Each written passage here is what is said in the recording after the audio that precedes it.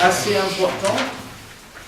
C'est le dernier qui est à l'ordre du jour de l'année. Nous n'aurons pas d'autres conseils avant la fin de l'année, sauf à caractère exceptionnel, que je ne connais pas aujourd'hui. Et le prochain aura lieu fin janvier. Donc, je vais vous proposer d'ouvrir la séance puisqu'on a le quorum. Merci. Et je vais en même temps faire l'appel. On va vous faire passer l'ensemble des éléments pour signer les émargements de présence au Conseil ce soir. Voilà, Jennifer va vous le faire passer. En ce qui concerne la désignation du poste de secrétaire de séance, lors de la dernière séance, le secrétaire de séance, c'était Nelly. Voilà. Ce soir, c'est Thierry Giraud. Et y a-t-il quelqu'un qui est contre ou qui souhaite vraiment postuler? Tout à fait d'accord. Il n'y a pas de problème, donc c'est adopté à l'unanimité. Je vous remercie. Avant de passer à l'approbation du PV, avant de passer à l'approbation du PV, je voudrais faire deux choses. La première, alors déjà, avons-nous des pouvoirs? Combien des questions? Aucun pouvoir. Tout le monde est là, sauf Valentin qui est à l'étranger, qui normalement revient fin janvier. Voilà, c'est ce que je sais. En ce qui concerne les... Donc pas de pouvoir, c'est très bien. Il y a une bonne présence ce soir, et tant mieux, ça prouve la bonne santé du conseil municipal de Conflans. En ce qui concerne cette séance, je voudrais en profiter pour présenter Madame Christine Winter, qui va se présenter elle-même très rapidement, qui donc est arrivée mardi et qui est notre nouvelle directrice générale des services et qui va donc officier, qui officie déjà d'ailleurs depuis mardi et a fait déjà un certain boulot. Voilà, je l'en remercie. Elle va se présenter. Donc rapidement, Christine Winter, j'arrive de la Moselle, je suis directrice générale des services depuis pas mal d'années.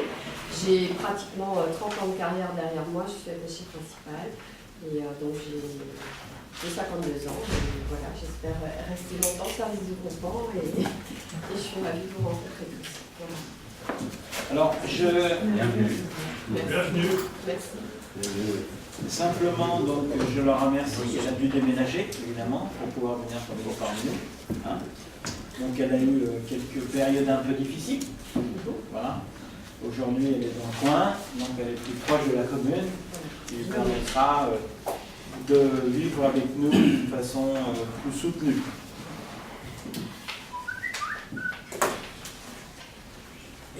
Mettez en silencieux vos portables, comme ça c'est plus simple. À tout le monde dans la salle. En ce qui concerne l'ordre du jour de ce soir, je vais vous demander de rapprocher deux points complémentaires, si vous en êtes d'accord. Je vous demande de raccrocher un point concernant, notamment, on ne pouvait pas le faire avant, puisqu'on ne savait pas qu'il fallait l'officialiser au conseil municipal. Il s'agit notamment de la création du conseil municipal des jeunes. Y a-t-il des avis contraires sur ce point complémentaire que nous souhaitons raccrocher? Non, je vous remercie.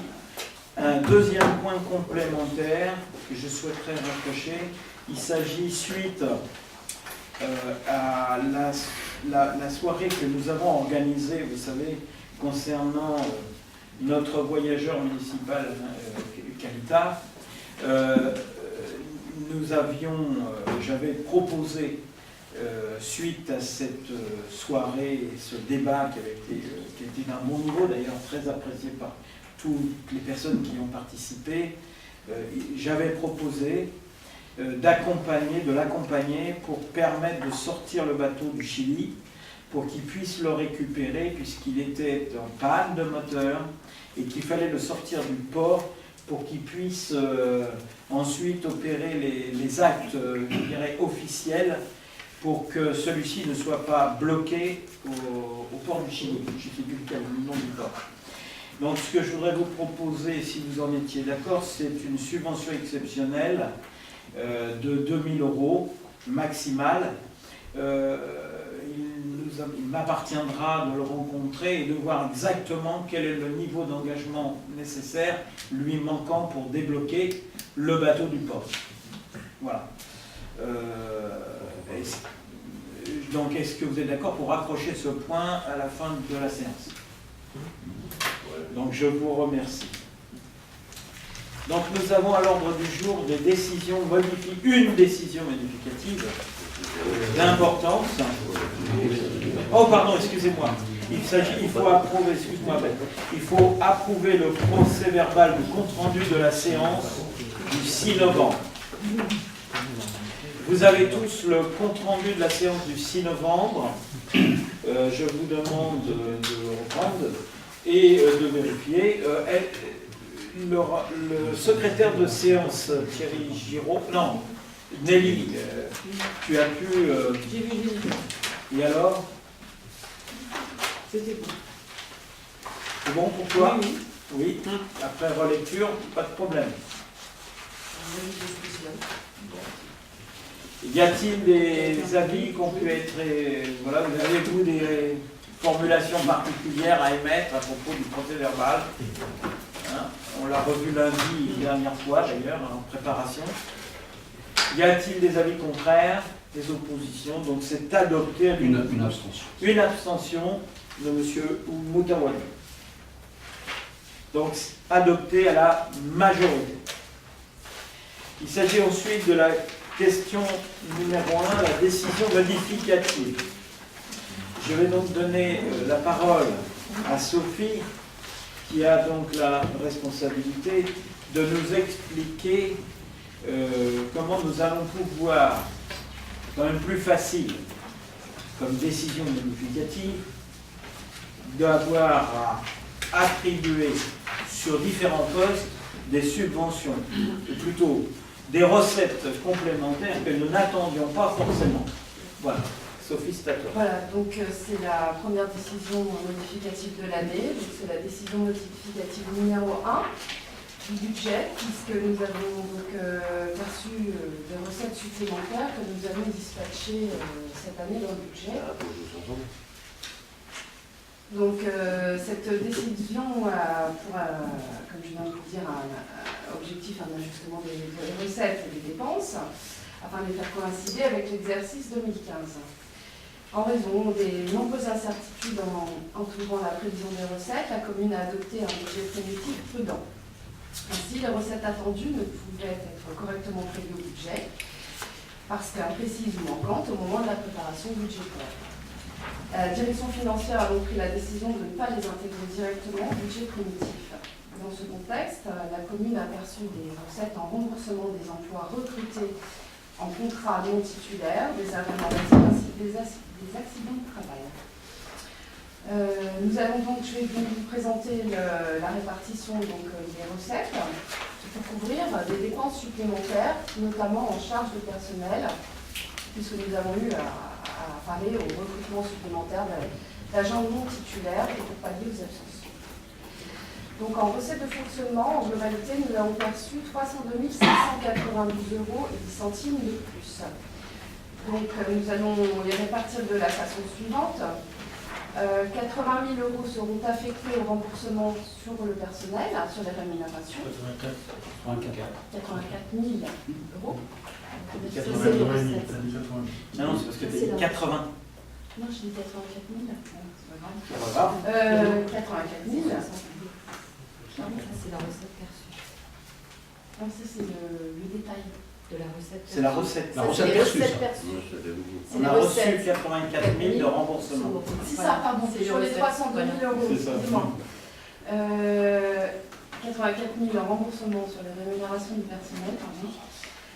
24 802 € sur les dotations de solidarité communautaire, qui proviennent notamment de la dotation votée par la communauté de communes.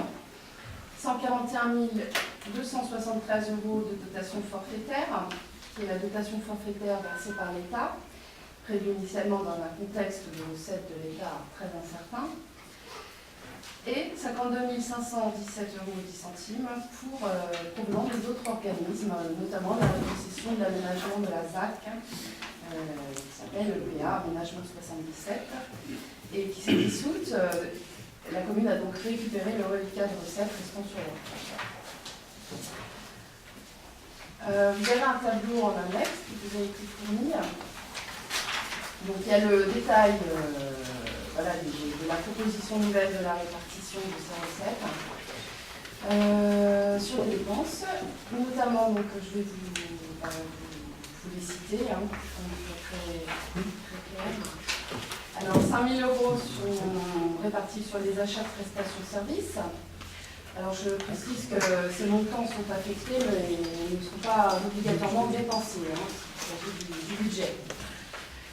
3 000 € sur l'eau et l'assainissement, 15 000 € sur l'énergie et l'électricité, 15 000 € sur les fournitures de petits équipements, 7 000 € sur les vêtements de travail, voilà, 10 000 € sur les bâtiments, également sur le même montant sur la voirie, les régions, le matériel roulant, la maintenance. 10 000 € également sur la documentation générale et technique. Nous avons également 10 000 € d'imputés sur les honoraires. 5 000 € de charges diverses. 25 000 € pour le budget fêtes et cérémonies. 30 000 € pour les transports collectifs. 19 092,10 €, puisque le montant est très précis, sur les frais de télécommunication. 2 500 € sur les concours divers, cotisations, etc. 25 000 € sur les autres services extérieurs. 5 000 € sur les taxes foncières. Donc, pour ces montants-là qui font partie des charges à caractère général, cela fait un total de 226 000 €, 592,10 €. Également, comme je vous le disais, nous imputons sur les charges de personnel un montant global de 60 000 €, mais précisément sur le personnel non titulaire. Voilà, donc ces deux montants représentent un montant total de 302 000 €, 592,10 €. Nous avons également des recettes perçues en investissement pour un montant de 7 977 €. Ils sont donc répartis sur les dotations d'équipement des territoires ruraux. Initialement, il n'y avait rien dans ce budget, donc voilà, c'est un montant qui a été imputé directement sur les dotations d'équipement des territoires ruraux.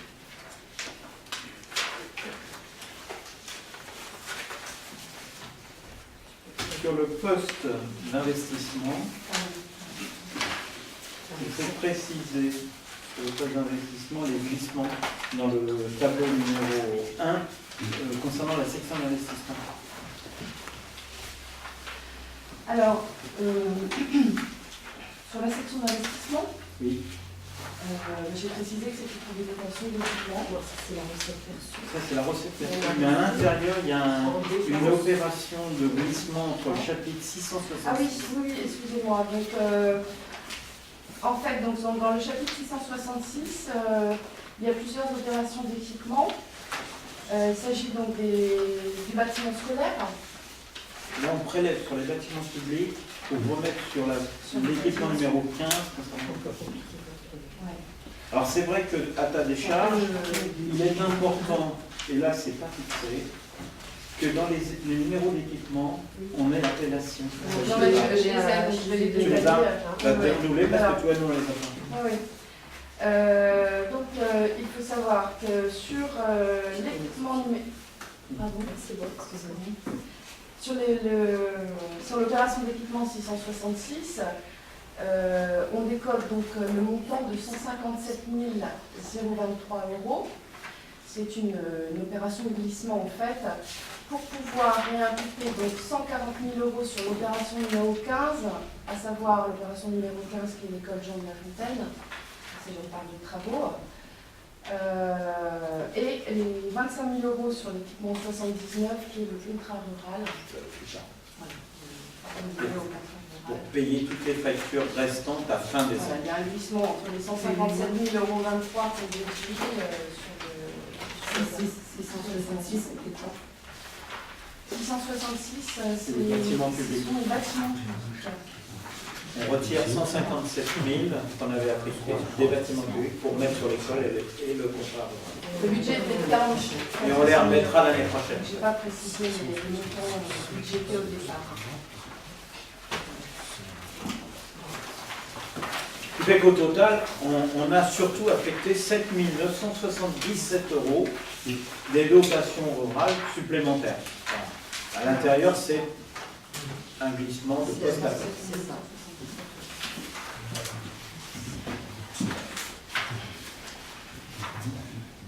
Il a donc été nécessaire de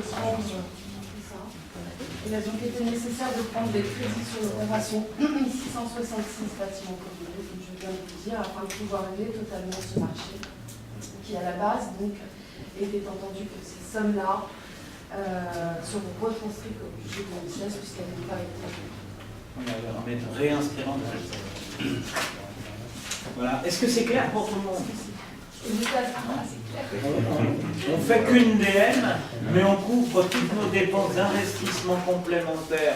Puisqu'à l'époque, quand on a préparé le budget, on pensait que nous couvrions la dépense des travaux d'école sur la session 2015 et 2016. On pensait que ça allait se dérouler, puisqu'à l'époque, on nous avait indiqué que les travaux allaient aller jusqu'à fin décembre, rappelez-vous. Donc on avait projeté que la fin serait versée en 2016.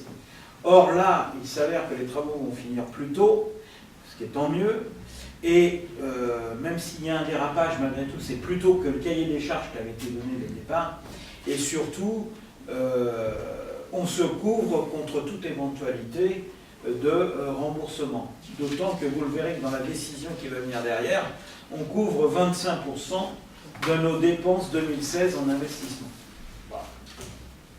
Et pour la partie, comme l'a dit justement Sophie, dans la partie fonctionnement, on a la chance de finalement doter 300 000 € en gros de manière complémentaire sur l'ensemble des postes de fonctionnement, alors que normalement dans cette DM, si nous avions dû le faire in fine, nous aurions dû déplacer des postes déficitaires pour pouvoir couvrir des postes excédentaires, pour couvrir nos postes déficitaires. Cette année, on n'a pas à le faire, tant mieux. Nous aurons l'occasion de revenir sur l'ensemble de ces questions financières dans le cadre de la préparation budgétaire 2016. Voilà. Y a-t-il quelqu'un qui veut la parole? Y a-t-il des avis contraires, l'abstention? Non. Donc, je considère que c'est adopté à l'unanimité. Merci. Sophie, tu vas pouvoir passer à la question numéro 2, qui va rejoindre ce que je viens d'aborder. C'est ça. Donc, pour couvrir les dépenses que nous avons à faire, il convient donc de valider l'autorisation des dépenses d'investissement 2016. Donc, dans l'attente de l'adoption du budget primitif 2016, qui est prévu au plus tard le 15 avril 2016, il est nécessaire de voter cette délibération nous autorisant à engager, mandater et liquider les dépenses d'investissement à la limite du quart des crédits ouverts au budget communal. Comme je viens de le dire, cette délibération nous permettra de procéder au règlement des factures liées à des dépenses d'investissement, notamment issues aussi bien de la fin de l'exercice 2015 que du début de l'exercice 2016. L'autorisation d'ouvrir les crédits d'investissement dès le début de l'exercice 2016 permettra de respecter les délais de règlement des factures et de conserver une continuité de service sur les dépenses. Donc les crédits ouverts en 2015 étaient donc de 582 000 €. L'autorisation accordée en 2016 serait de 145 500 €. Ça, c'est pour le chapitre. Pour le chapitre 20. Pour ce qui concerne du regroupement du chapitre 21, les crédits ouverts étaient de 3 129 977 €. L'autorisation accordée en 2016 est donc de 782 000 494,25 €. Sur le regroupement 23, les crédits ouverts étaient de 225 000 € et l'autorisation accordée en 2016 est donc de 56 250 €.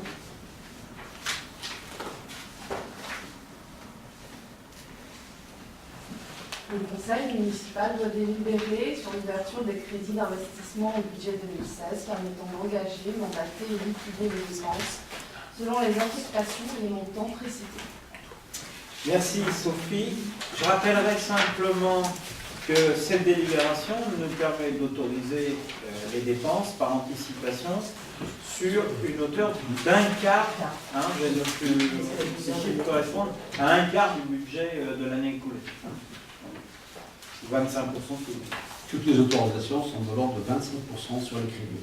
Rappelez-vous, l'année dernière, nous avions fait une petite erreur dans ce domaine qui nous avait bloqué pour payer des entreprises. Et derrière, si vous ne le faites pas, vous vous retrouvez à payer des agios. Parce que les entreprises, elles réclament à être payées, ce qui est normal. Voilà. Donc cette année, nous ne refaisons pas cette erreur. Y a-t-il des avis contraires? Des abstentions? Donc c'est adopté à l'unanimité. Merci. Point numéro 3. Sophie. Donc, le point numéro 3, il s'agit de l'indemnité de conseil au trésorier. Donc, par la délibération numéro 2014 de mai 2011, le conseil municipal avait adopté à l'unanimité le versement d'une indemnité annuelle de conseil au comptable public. Les indemnités de conseil que peuvent octroyer les communes sont régies par l'arrêté du 16 décembre 1983 fixant les conditions d'attribution de l'indemnité de conseil au comptable non centralisateur des services extérieurs du Trésor, chargé des fonctions de receveur des communes et des établissements publics locaux. En version du JO du 17-12-83. L'article 3 de l'arrêté du 16 décembre prévoit donc qu'une nouvelle délibération doit être prise à l'occasion de tout changement comptable. L'article 3 de l'arrêté subvisé prévoit ainsi que l'indemnité est acquise au comptable pour toute la durée du mandat du conseil municipal. Dans le cadre du remplacement de notre trésorière principale, Madame Philippe, il est nécessaire de prévoir une délibération permettant de procéder au versement des indemnités au nouveau trésorier, M. Bouchu. Il convient également de prévoir une indemnité à Madame Magot, qui a remplacé Madame Philippe du 25 août 2015 au 9 novembre 2015, dans l'attente du nouveau trésorier, M. Bouchu. Il est donc proposé au conseil municipal d'accorder l'indemnité de conseil à Mme Magali Magot pour la période du 25 août au 9 novembre et d'accorder l'indemnité de conseil à M. Bernard Bouchu pour la durée du mandat du conseil municipal. C'est clair? Tout le monde a bien compris? On a été sur une année un peu particulière, mais telles vont aujourd'hui les budgets et les mobilités dans la fonction publique de l'État, en lien avec les réformes successives de nos gouvernants. D'accord? Donc là, on a un responsable de la trésorerie qui est parti sous d'autres auspices. Sa collègue l'a remplacé et depuis, nous avons hérité d'un nouveau responsable qui vient de l'autre côté. Je crois qu'il vient du Val d'Oise, d'ailleurs, où j'étais cet après-midi. Et il s'agit pour nous de mieux répartir cette indemnité que nous avions votée pour l'année. Donc là, elle sera chacun un morceau. Voilà. Elle est répartie entre les trois. Voilà, elle est répartie. Voilà. On a pu rencontrer, d'ailleurs à cet effet avec Madame Linder, on a rencontré ce monsieur Bouchu, hein, qui est très bien, qui est moi qui m'était apparu comme quelqu'un évidemment très compétent, mais ça je ne vous apprendrai rien, mais je pense qu'on ne peut pas n'importe quel poste. Hein. Ah, ça dépend, donc il faut voir. En ce qui concerne, en tout cas, moi j'ai pu vérifier qu'il avait un certain nombre de questions qui n'étaient pas des questions idiotes. Voilà. D'autant plus que je vous rappelle que nous sommes dans une période un peu particulière, puisque nous devons matérialiser, je dirais, nos règlements aujourd'hui de manière numérique, puisqu'on est passé par la dématérialisation qui doit être terminer au 31 décembre. C'est-à-dire au 1er janvier, tous nos versements se feront plus papier, mais directement de manière numérique. Voilà. Donc on est en train d'essuyer les plâtres des tests qui se succèdent. Normalement, tout devrait être réglé pour le 1er janvier. Même avant, me dit-on, ce qui serait formidable, puisque derrière, vous savez que les grands projets qui sont derrière, c'est de pouvoir d'abord de signer de manière numérique, électroniquement les engagements, parce qu'aujourd'hui on se les gratte à papier le soir quand on rentre, donc de pouvoir le faire autrement. Et la deuxième des choses, c'est aussi d'autoriser, alors ça on reverra sur notre système, d'autoriser les règlements directs des concitoyens.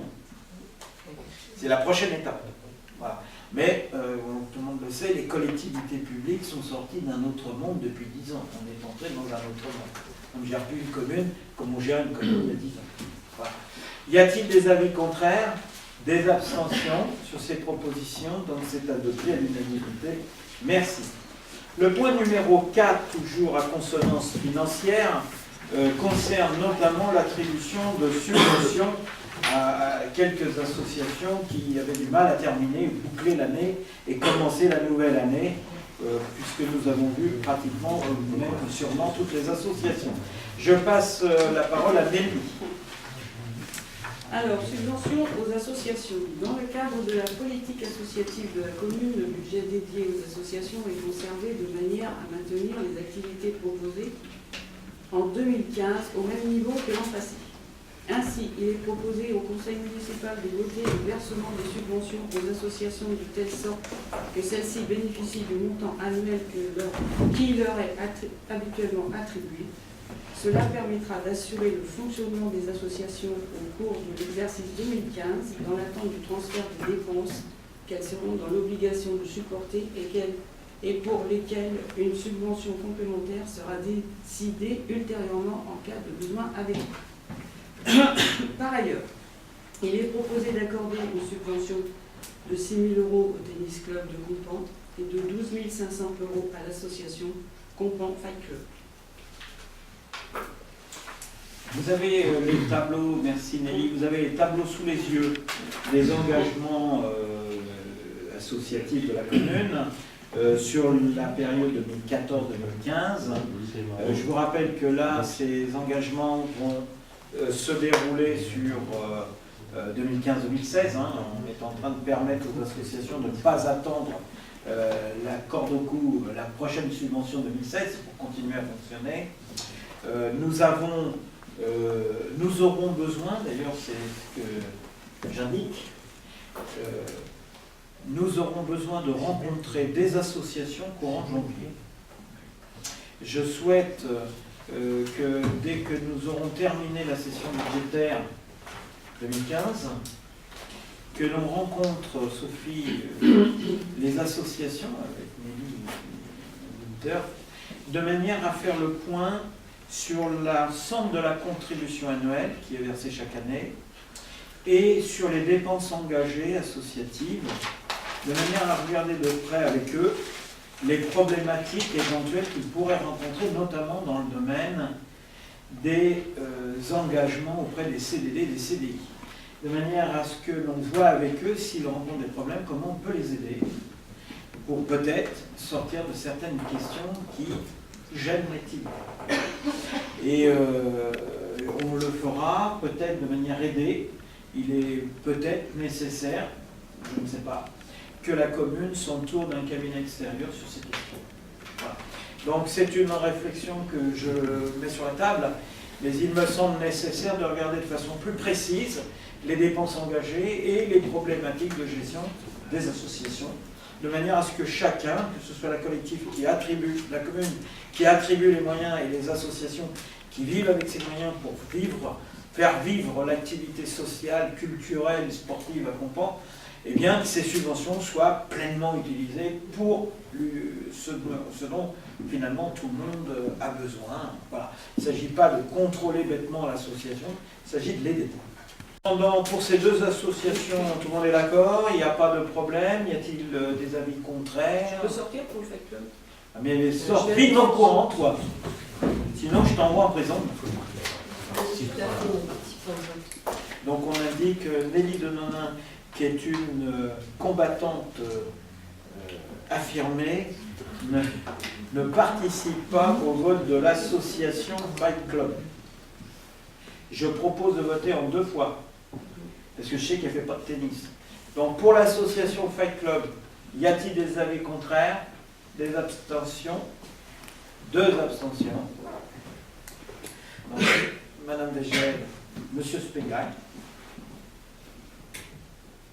Donc c'est adopté à la majorité.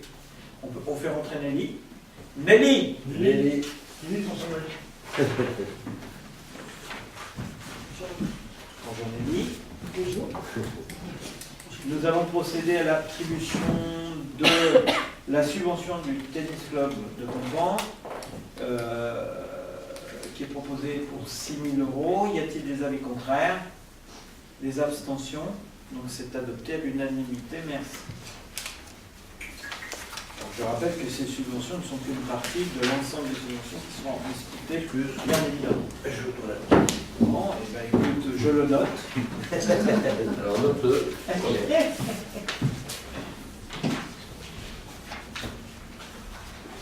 Je vais engager, il reviendra. Ah, question numéro 5. Il s'agit de l'approbation des tarifs des séjours d'hiver pour le service petit enfant. Oui. Donc le rapporteur est Anthony Pégal, qui va nous faire ça d'une façon allégée, vous allez voir. Je vous ai parlé le détail du contenu des séjours, hein, même si vous l'avez pour votre information, ça intéresse davantage les enfants qui pourraient y participer. Donc c'est la 4e année que l'on met en place ces séjours, séjours hiver, séjours été. Là il s'agit de séjours hiver pour les enfants donc, âgés de 6 à 17 ans au sein de la commune, donc des séjours montagne. Ils sont proposés sur les vacances d'hiver 2016, à savoir du 21 au 27 février, au départ de Compan pour l'ensemble des séjours qui sont proposés. Alors, on a 3 séjours.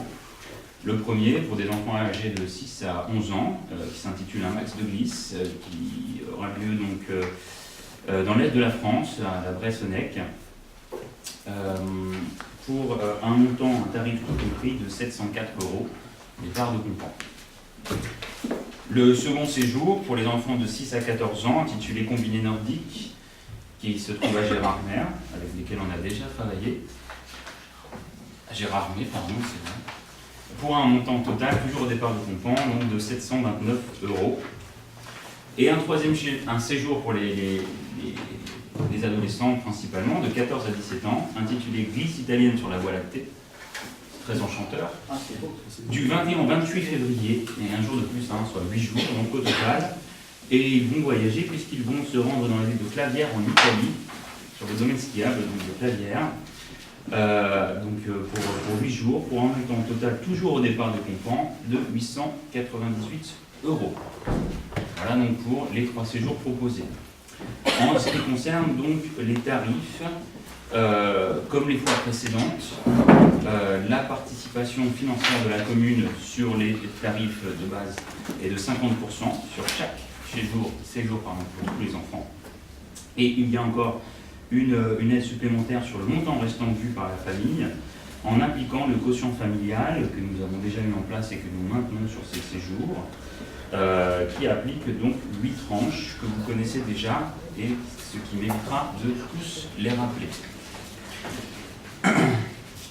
Une réduction supplémentaire, ce qui était déjà le cas auparavant, sera apportée par la municipalité pour les familles ayant inscrit plusieurs enfants, à savoir pour les enfants inscrits, 10% supplémentaires sur le tarif final, pour 3 enfants, moins 20%, pour 4 enfants et plus, 30%.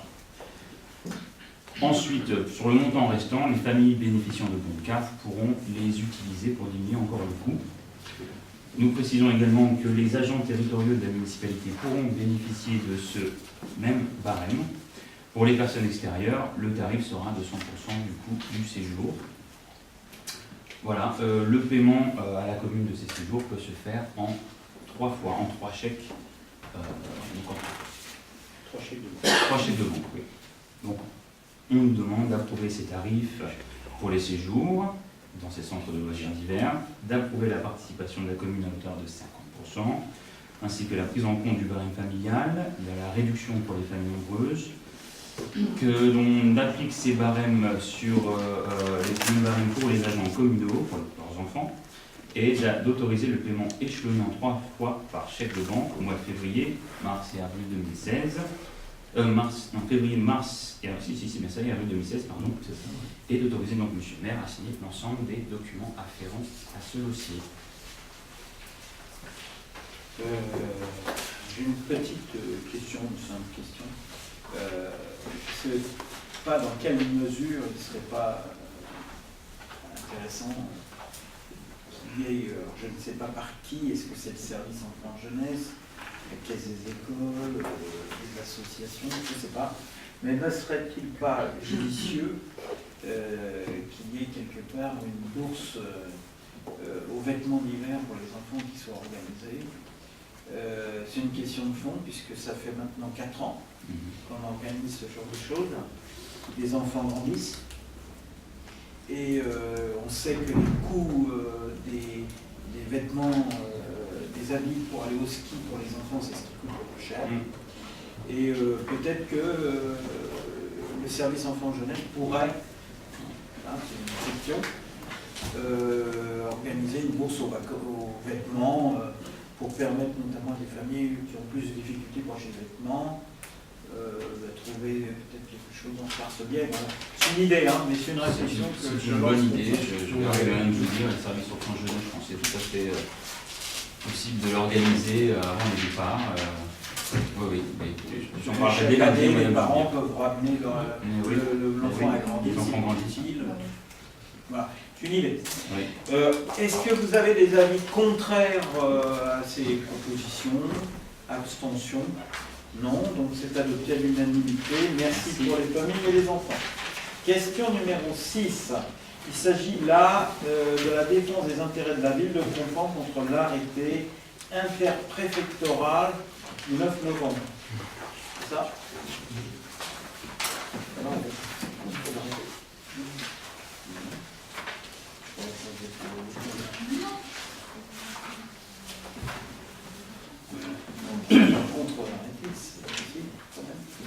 Moi je vous le lis, je vais vite.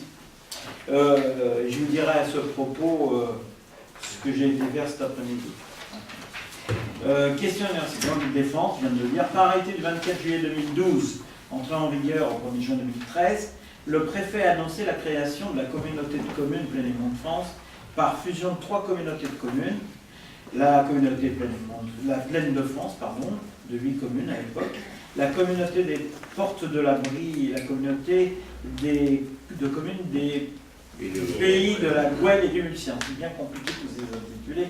Il y en a une, c'était du côté de Clessouilly et l'autre du côté de Damas.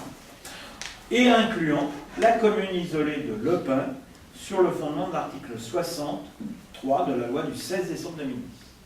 Puis, dès le 1er janvier 2014, cette nouvelle communauté de communes a vu son périmètre autoritairement étendu aux communes de Villeparisis, Mitry et Compont par le préfet sur le fondement de l'article L. 5210-1-2 du Code général des collectivités territoriales.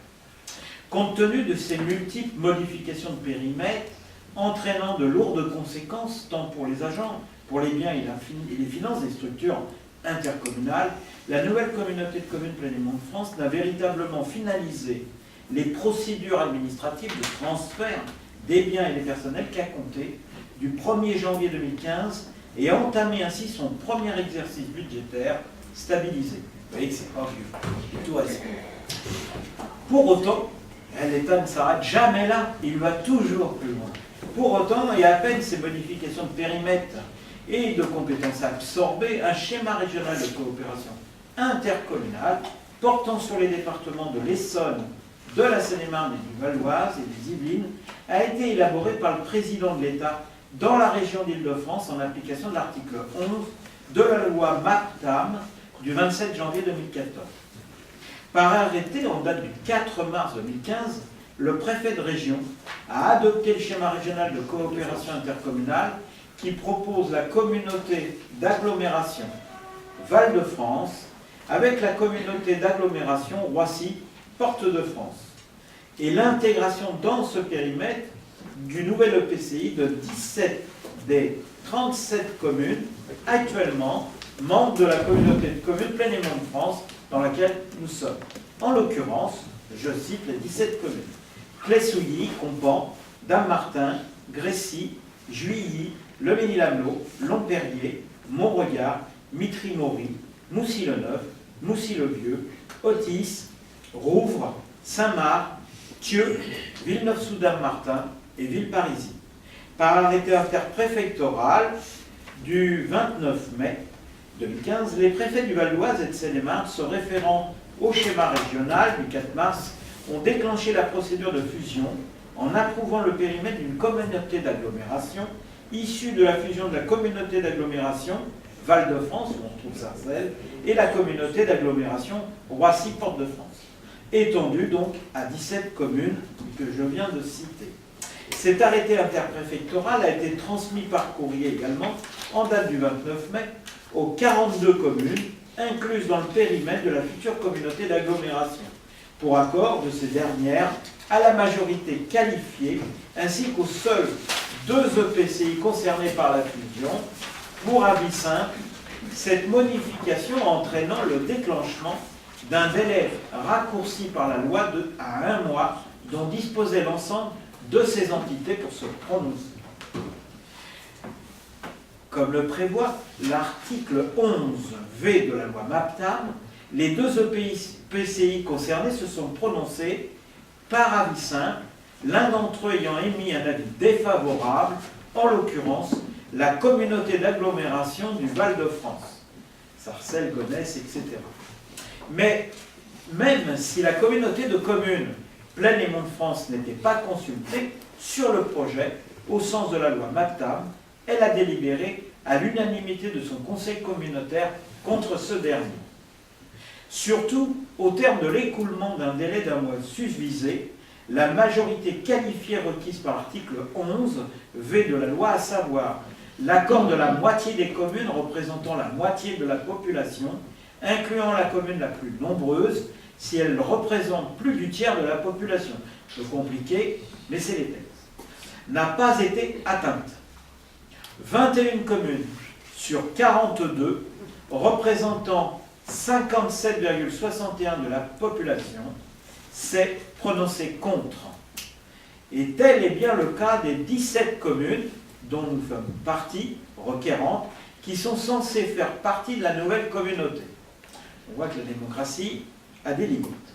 Outre la carte des communes s'étant prononcée contre le projet, la délibération qui a été adoptée par tous les conseils municipaux des communes requérantes, les 37 communes de la communauté de communes Plaine-et-Mont de France, ont d'ailleurs toutes délibéré contre ce projet.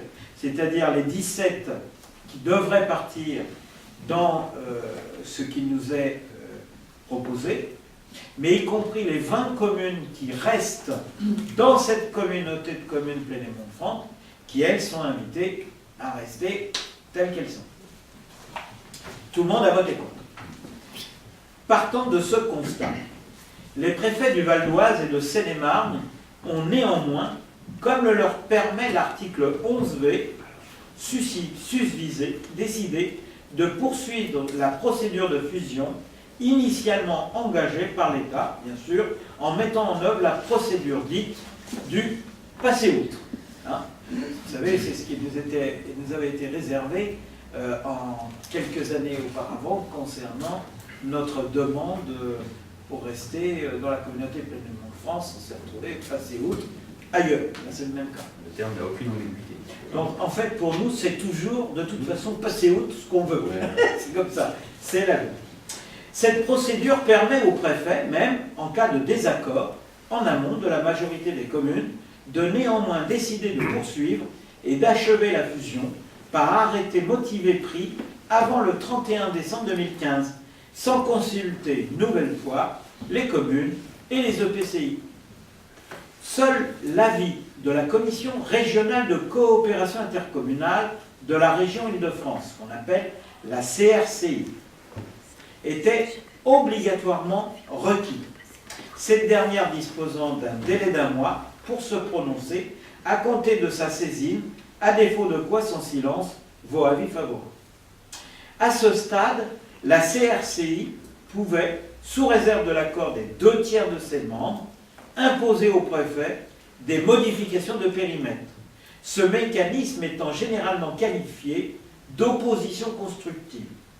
Or, en l'espèce, si la CRCI a bien été saisie par le préfet dès le mois de juillet 2015 sur le projet de fusion concerné, force est de constater que les documents explicatifs transmis, remis à ses membres, étaient incomplets. En outre, le préfet a refusé toute nouvelle réunion de la CRCI, au cours de laquelle ses membres auraient été à même de se prononcer en toute connaissance sur le projet suite à la transmission des éléments complets et utiles. Demande qui a pourtant été expressément faite par le président de la communauté de communes Plaine-et-Mont de France, M. Rigaud. Ce faisant, la CRCI n'a pas pu exercer réellement le pouvoir que la loi lui confère pour contrebalancer les pouvoirs exceptionnels du préfet et le projet de fusion des 2 communautés d'agglomération avec détachement de 17 communes membres de la communauté de communes Plaine-et-Mont de France n'a pas pu être amendé par les élus locaux. C'est ainsi que par arrêté A15-579 du SRCT en date du 9 novembre 2015, publié le 10 novembre 2015, le préfet du Val-d'Oise et le préfet de Seine-et-Marne ont décidé la création d'une communauté d'agglomération par fusion de la communauté d'agglomération Val-de-France et de la communauté Roissy-Porte-de-France, étendue à nos 17 communes de notre communauté commune Plaine-et-Mont de France. C'est bien dans ce cadre que la communauté de communes Plaine-et-Mont de France, ainsi que toutes ses communes membres, lesquelles se sont toutes prononcées contre cette fusion, entendent solliciter la suspension de l'arrêté interpréfectoral de fusion du 9 novembre 2015 sur le fondement des articles R312.1 du Code de justice et 521.1 du Code de justice administrative. Afin d'agir au plus vite, une décision du maire a été prise à cet effet. Il convient aujourd'hui, ce soir, de la confirmer par une délibération. Une requête en annulation à l'encontre de cet arrêté a été adressée au tribunal administratif de Cergy-Pontoise, fondée sur une disposition législative contraire à la Constitution, ce qui conduit également les exposantes à présenter dans le cadre d'une requête distincte une question prioritaire de constitutionnalité, et d'autre part, entacher tout à la fois de vices de procédure et d'erreurs de droit, étant précisé que la communauté de communes Plaine-et-Mont de France est requérante dans la mesure où l'arrêté, querellé, se propose de l'amputer d'une partie de son territoire, 17 communes sur 37, le dictat lui faisant ainsi indiscutablement grief. Les 17 communes de Claye, Compans, Danemartin, Grécy, Juilly, Le Ménil, Lomperrier, Beauregard, Mitry, Moussy, Le Neuf et Le Vieux, Otis, Roux, Saint-Marc, Thieux, Villeneuve sous Danemartin et Villeparisis sont aujourd'hui membres de la communauté de communes Plaine-et-Mont de France et sont inclus dans le périmètre de la nouvelle communauté d'agglomération issue de la fusion. Les communes d'Annette, Charmont-Trèfle, Charny, Fresnes-sur-Marne, Niverny, Le Plessis-au-Bourg, Messy, Précy-sur-Marne, Saint-Même, Villeroy, Villevaudet, Cuisy, Le Plessis-l'Évêque, Marché-Moret, Montgé-en-Gouel, Ouassery, Saint-Patus, Nantouillet, Vinante et Le Pinson, et resteront membres de la communauté de communes Plaine-et-Mont de France, dont le périmètre serait amputé, ce qui entraînera pour elles de lourdes conséquences sur leur modalité de coopération au sein de la communauté de communes. Il convient donc ce soir de confirmer la décision prise en autorisant M. le maire à agir en justice pour le compte de la commune afin d'assurer la défense des intérêts de la commune dans le cadre de ce projet de confier le contentieux à venir au cabinet d'avocats Philippe Petit et associés, 31 rue Royale à Lyon, les frais de cette procédure étant pris en charge par la communauté de communes Plaine-et-Mont de France. Un peu long, mais ça va aller. En ce qui concerne cette... donc là, ce soir, il s'agit de délibérer pour confirmer l'arrêté que j'ai pris pour donner la main au cabinet d'avocats pour plaider, puisqu'il plaidait cet après-midi. Et un peu qu'il y avait urgence. Et cet après-midi, la plaidoirie s'est passée plutôt dans de très bonnes conditions, où l'avocat a pu je dirais, développer des arguments que vous connaissez tous maintenant et que nous dénonçons concernant cet arrêté. Et la méthode, et pas simplement la méthode, mais le fond, surtout le fond,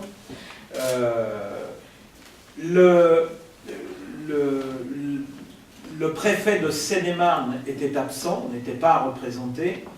C'est le préfet du Val d'Oise qui représentait, défendait l'arrêté lui-même du préfet de région, en expliquant le bien fondé de la loi et de tout ce qui a été mis en œuvre et qui est bien conforme, il n'y a pas de problème. Et plaidait aussi l'avocat du Conseil général de Seine-et-Marne, puisque vous savez que le Conseil général de Seine-et-Marne, toute tendance politique confondue, a adopté une délibération remettant en cause le schéma du préfet de région et en même temps demandant de revenir et de surseoir sur cet arrêté.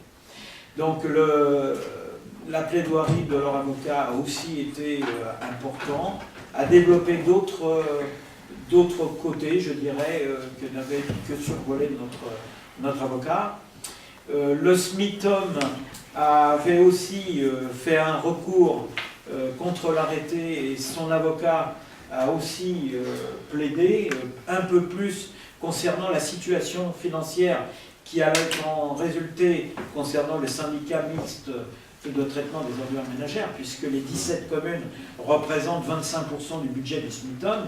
Donc il est évident que derrière se posent des problèmes lourds concernant les communes qui vont rester au sein du SMITOM et qui ont des engagements financiers très importants.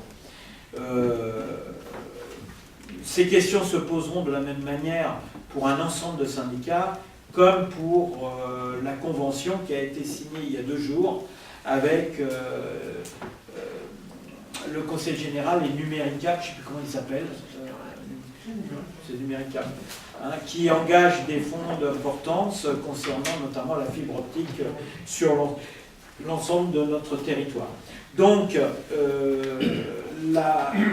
alors il y avait 2 séances, il y avait cette séance, et puis derrière, il y avait une autre séance à l'appel, à la demande plutôt des 2 communes du Val d'Oise, de Val-de-France, c'était Arnouville et Garges, qui avaient déposé aussi un recours contre l'arrêté du préfet de région, expliquant à leur manière les problématiques rencontrées par cet arrêté.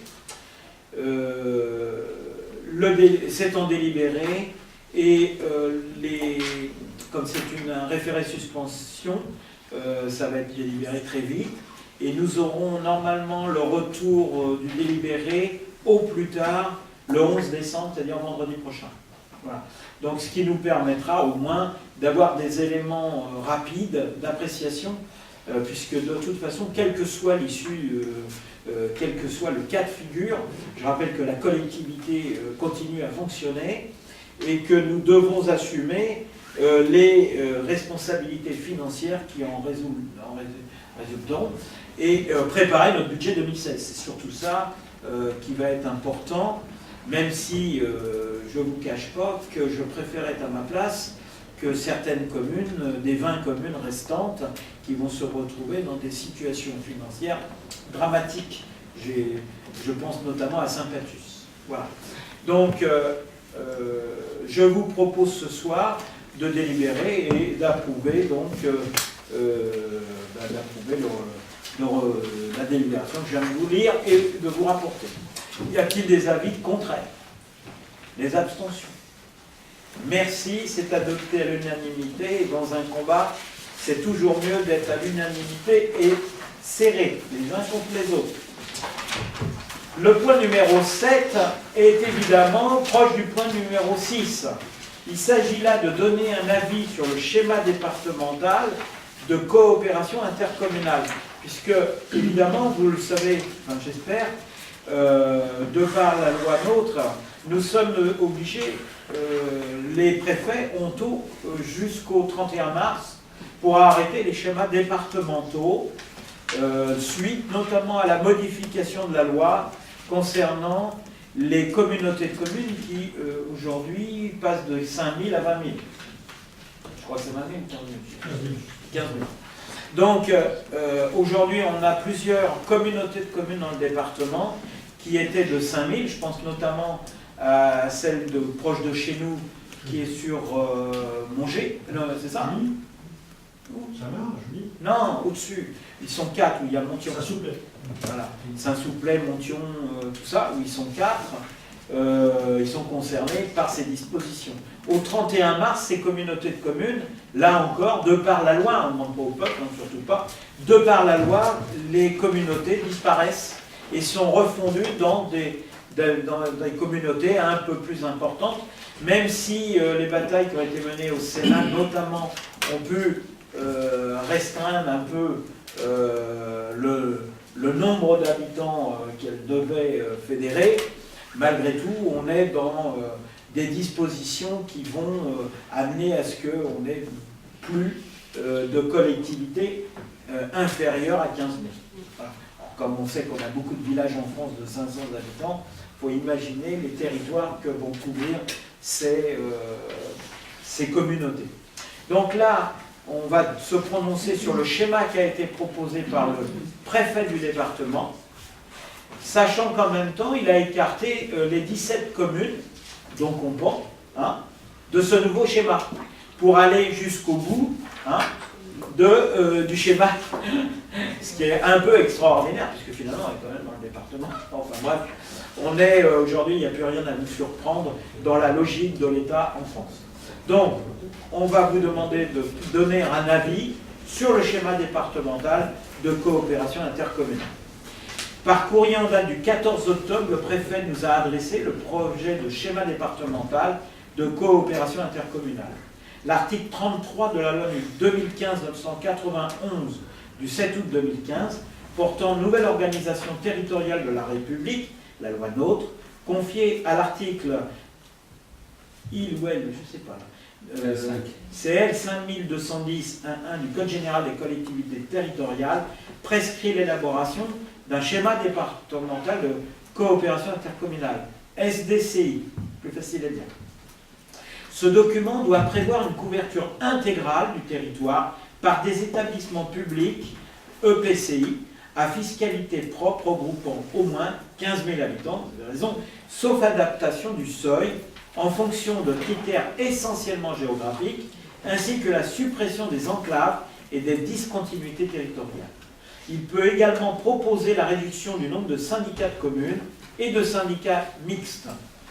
Le 13 octobre dernier, le projet de schéma a été présenté à la commission départementale de coopération intercommunale.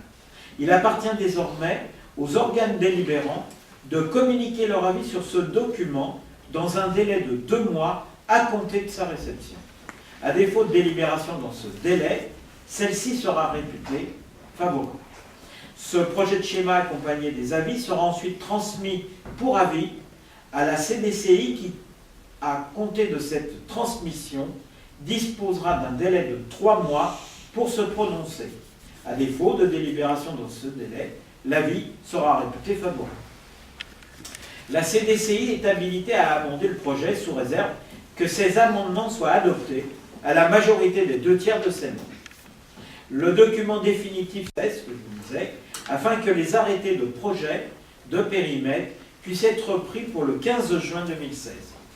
Considérant que la commune de Compan est contre le démantèlement de la communauté de communes Plaine-et-Mont de France, tel que prévu par le schéma régional de coopération intercommunale, qu'on vient de voir précédemment, décidé par le préfet de région, imposant notamment le découpage de la communauté de communes par le rattachement de 17 de ces communes dans le Val d'Oise, considérant que le territoire de la communauté de communes Plaine-et-Mont de France, dont la commune est membre, n'est pas concerné par la loi portant modification de l'action publique territoriale et d'affirmation des métropoles, et que celui-ci ne doit pas ainsi être modifié. Il est proposé au conseil municipal de préciser que la communauté de communes Plaine et Mont de France n'est pas concernée par la loi portant modernisation de l'action publique territoriale et d'affirmation des métropoles, c'est-à-dire la loi MAPTA, de s'opposer catégoriquement au rattachement de 17 des 37 communes de la communauté de communes Plaine et Mont de France aux communautés d'agglomération du Val d'Oise. Demander que dans le cadre du schéma régional soit expressément conservée l'intégrité du territoire de la commune, des communes Plaine et Mont de France, ainsi que composée des 37 communes de Seine-et-Marne. Refuser bien évidemment la carte du schéma départemental cette fois-ci de coopération intercommunale présenté par le préfet de Seine-et-Marne, ce schéma considérant comme défini le démantèlement de la communauté de communes Plaine et Mont de France. Voilà, il s'agit pour nous d'être logique, en clair. Je ne vous dirai qu'une seule chose, les seules défaites qui sont vraiment imputables à vous, c'est que vous n'avez pas mené les batailles. Voilà. Donc aujourd'hui, nous sommes toujours engagés dans notre bataille. Y a-t-il des avis contraires? Des abstentions? Je vous remercie, c'est adopté à l'unanimité. Question numéro 8, il s'agit là de mettre un avis sur une enquête publique relative à la construction d'un entrepôt dans la zone industrielle Métry-Comporte. Je rappelle, le rapporteur est M. Malingre, qui va nous en dire un peu plus sur l'installation d'une entreprise. Alors, il s'agit d'une entreprise qui s'installe sur la commune de Mitry. Mais nous sommes interpellés pour donner un avis, puisque dans le cadre de l'enquête publique, le conseil municipal doit émettre son avis. Le cas de 3 autres communes, qui sont Thieu, Grécy. Ouais, Thieu, Grécy aussi. Alors, par arrêté numéro 2015, DCSE EPU 002, du 18 septembre 2015, le préfet de Seine-et-Marne a prescrit une enquête publique unique sur les demandes présentées par la société Segro Trading France concernant la construction d'un entrepôt logistique situé dans la zone industrielle de Mitry-Comprend, 7 rue Marcelin, Berthelot, sur le territoire de la commune de Mitry-Mory, portant sur un permis de construire déposé par la société Segro Trading France pour l'extension des plateformes logistiques comportant des entrepôts et des bureaux. Référence du permis de construire, numéro 77 294 150 0014. Une autorisation présentée par la société Segro Trading France au titre des installations classées pour la protection de l'environnement, d'exploiter un entrepôt logistique de stockage de matières et produits combustibles. Les communes de Compan, Thieu et Grécy étant situées dans un rayon de 2 km autour du site. L'avis de leur conseil municipal est sollicité sur la demande d'autorisation au titre des installations classées. L'exploitation de l'entrepôt logistique est soumise à autorisation préfectorale au titre des rubriques 1510-1, stockage de matières, produits ou substances combustibles en quantité supérieure à 500 tonnes, dans des entrepôts couverts dont le volume est supérieur ou égal à 300 000 m3, 450 000 m3 en l'occurrence. 1530-1, le stockage de papier, carton ou matériaux combustibles, le volume étant supérieur à 50 000 m3, soit 100 000 m3 en l'occurrence. 2662, le stockage de polymères, le volume étant supérieur ou égal à 40 000 m3, soit 100 000 m3 en l'espèce. 2663-1, stockage de pneumatiques et caoutchouc, le volume étant supérieur à 45 000 m3, soit 100 000 m3 en l'espèce. La plateforme logistique occupera une superficie de 57 406 m2 sur les 120 832 de la parcelle, les parkings occupant 40 954 m2 et les espaces verts 35 375 m2. Elle comportera 10 cellules dédiées au stockage de produits de grande distribution. Le bâtiment disposera de 73 quais de réception et expédition. Le site fonctionnera du lundi au samedi de 5h à 23h en 2 équipes. Les effectifs estimés sont de 290 personnes pour l'entrepôt et de 90 personnes pour les bureaux. Le trafic induit par cette activité est estimé à 300 camions jour et 300 véhicules légers jour. Le site est relié au réseau ferré de la zone industrielle et la société Segro a prévu d'équiper le bâtiment d'un CAFR. Les déchets générés par l'activité seront essentiellement des cartons, palettes, déchets d'emballage. Ils feront l'objet d'une valorisation. Pour remédier au risque de pollution des eaux pluviales, les eaux d'extinction incendie seront retenues sur le site au sein de différentes cellules et des quais de déchargement. Un bassin spécifique d'une capacité de 86 m² servira à confiner les eaux de la cellule dédiée au stockage des liquides inflammables. Le site de la société Segro étant situé en zone B1 du PPRT, il est prévu la création de 2 locaux de confinement, ce qui est une obligation dans le cadre. Les conclusions de l'autorité environnementale, la DRIE, dans son avis du 30 juillet 2015, sont: au vu de l'analyse menée par le pétitionnaire dans son dossier de demande d'autorisation d'exploitation, étude d'impact et étude de danger, l'autorité environnementale considère que l'examen des effets du projet sur l'environnement, étude d'impact et étude de danger, la justification du projet quant à la prise en compte des objets de protection de l'environnement, la définition des mesures de suppression et de réduction des incidences du projet sur l'environnement sont satisfaisants et en relation avec l'importance des risques engendrés par le projet. Il est donc proposé au conseil municipal d'émettre un avis réservé à la demande d'autorisation d'exploiter un entrepôt logistique par la société Segro France sur le territoire de Mitry-Mory. Après l'avis favorable émis par la commune de Mitry-Mory, nous émettons des réserves sur le stockage important de matières, produits ou substances combustibles, de pneumatiques et caoutchouc, le risque d'incendie lié au stockage de produits combustibles et inflammables, le risque d'explosion en raison de la présence d'aérosols sur le site, et le développement du trafic routier important de 300 camions jour et 300 véhicules légers jour, sur lequel il faut qu'on se prononce. Alors nous souhaitons que la délibération du Conseil, évidemment, soit associée et envoyée, puisqu'on est dans cette enquête publique qui a été menée. Nous souhaitons qu'évidemment elle serve dans le cadre des réflexions qui vont se poursuivre sur les contraintes lourdes qui sont fixées à l'entreprise. Mais il est clair que nous souhaitons aussi attirer l'attention de la commune de Mitry, qui n'est pas propriétaire du terrain, je le rappelle. C'est pas elle qui vend son terrain à une entreprise, c'est un aménageur qui propose une entreprise à s'installer. Nous souhaitons attirer l'attention sur les entreprises qui aujourd'hui s'installent dans le cadre de la requalification de cette zone, puisque nous avons décidé d'investir, certes par subventionnement, des moyens importants. Nous souhaitons qu'il y ait une réflexion plus grande sur les aménagements des nouvelles installations et des entreprises. Voilà, c'est en tout cas nous ce que nous souhaitons faire sur les parties qui nous concernent. Donc là, d'émettre un avis réservé sur des parties qui sont à caractère de danger finalement, pour nous, c'est important et nous souhaitons pour la première fois le faire puisqu'on ne l'a jamais fait jusqu'à présent. Y a-t-il des avis contraires?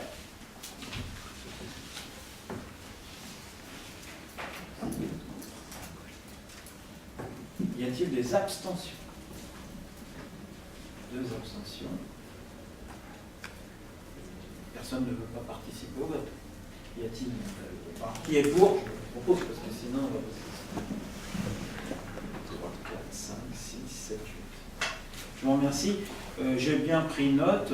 Je pense que ce vote doit être transmis à la ville de Mitry et ça doit être annexé et transmis à la présidente du syndicat de la zone. De toute façon, est-ce qu'on montre bien qu'il y a eu un débat contradictoire? On l'a eu en préparation, je sais qu'on n'a pas lancé ce soir, mais c'est le résultat de ce vote ce soir. Je souhaite qu'il soit bien compris par la commune de Mitry. Je vous remercie. Concernant le point numéro 9,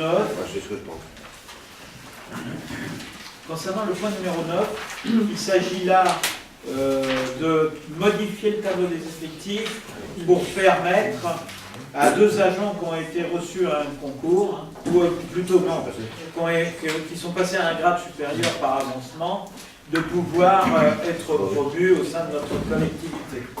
Donc en fait là on crée ces 2 postes d'avancement pour permettre à ces gens de pouvoir avancer. Voilà. Sinon ils ne peuvent pas avancer.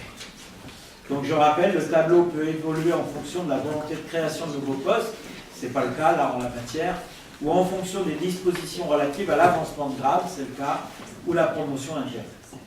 2 agents de la commune remplissent donc les conditions pour bénéficier d'un avancement au grade d'adjoint administratif principal de 2e classe. La commission paritaire en date du 4 novembre a donné déjà un avis favorable à l'avancement de ces 2 agents. Il s'agit pour nous de pouvoir leur permettre d'avancer. Il est donc proposé au Conseil de modifier le tableau des effectifs en transformant 2 postes d'adjoint administratif de 1re classe en grade d'adjoint administratif principal de 2e classe. Y a-t-il des avis contraires? Des abstentions? Donc c'est adopté à l'unanimité, merci. Le point numéro 10 concerne, j'ai pour moi là, l'approbation du règlement pour le concours des illuminations de Noël 2015. Je donne donc la parole au maître de cérémonie, M. Vernet. Alors les fêtes de fin d'année approchent et fidèle à ses engagements, votre équipe municipale avec l'ensemble des services municipaux est là pour préparer notre grand rendez-vous annuel, le concours des illuminations de Noël. Nous espérons aborder ainsi une nouvelle saison dans un véritable esprit de solidarité, de joie et de partage. Une vocation durable qui a pour but d'encourager et de récompenser l'embellissement du village par ses habitants. Le concours comprendra 2 catégories: pavillon avec jardin, balcon, jardinet, terrasse et façade. Chaque participant ne peut être récompensé que dans une seule catégorie. Pour chacune des catégories, 3 prix seront attribués, ainsi qu'un prix d'encouragement pour les participants n'ayant jamais été récompensés sous forme de bons d'achat. Premier prix 200 €, deuxième prix 150 €, troisième prix 100 €, prix spécial d'encouragement 100 €. Il est donc demandé au conseil municipal d'approuver le règlement intérieur du concours des illuminations de Noël. D'autoriser monsieur le maire à signer l'ensemble des documents y afférents. Je vais vous lire le Il a approuvé le montant du prix des bons d'achat. Il l'a sauté, ça. Alors le règlement intérieur pour le concours des illuminations de Noël, c'est des compose ainsi. Le règlement 1, l'article 1, la commune de Compan organise pour ses habitants un concours des illuminations de Noël dans le but d'encourager et de récompenser son embellissement lors des fêtes de fin d'année. Article 2, le concours comprend 2 catégories, comme je vous ai expliqué tout à l'heure. Article 3, le jury est composé d'élus locaux et de citoyens de la commune. Article 4, les appréciations portent sur l'ensemble des décorations et des illuminations. Les économies d'énergie seront fortement appréciées. Article 5, le jury du concours passera régulièrement, les compagnies étant avisés, et donnera une note d'ensemble. Ces décisions seront prises à la majorité des membres et seront sans appel. Les prix seront décernés parmi une sélection maximale de 10 participants pour chaque concours. Chaque concurrent obtiendra un résultat au plus grand nombre de points. Celui qui aura obtenu le plus grand nombre de points dans sa catégorie se verra attribuer le prix correspondant. Chaque concurrent, article 7, chaque concurrent sera avisé personnellement de la date de proclamation des résultats et de la remise des prix. Article 8, doivent se faire connaître en mairie ceux qui ne souhaitent pas participer au concours. Article 9, la participation au concours entraîne de la part des candidats l'acceptation sans réserve du présent règlement, ainsi que la décision du jury. Article 10, les élus de Compan et personnalités locales membres du jury prenant part au concours ne seront pas classés. En article 11, en participant au concours d'illumination de Noël 2015, chaque participant s'engage à laisser ses décorations sur place jusqu'au 31/12/2015. Accepter l'utilisation par la commune de compans de photographier les décorations. Je vous demande donc d'approuver ce règlement. Merci Jean-Pierre. Tu voulais nous dire 2-3 mots en plus? Oui, concernant les illuminations du village. Cette année, nous avons fait faire une réparation de 88% de notre parc. Tout est passé à LED à 100%. Sachant qu'un arbre qui, sur une longueur de 40 mètres de guirlande, qui est à l'heure actuelle posé, consomme 0,65 W pour 40 mètres.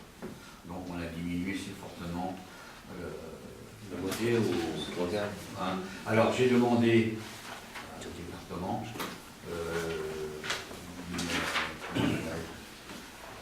de pouvoir participer en tant que avoir fait des économies d'énergie, comme la ville de Compan a déjà eu il y a 7 ans un prix d'avoir pour avoir fait une réduction de 50% à l'époque.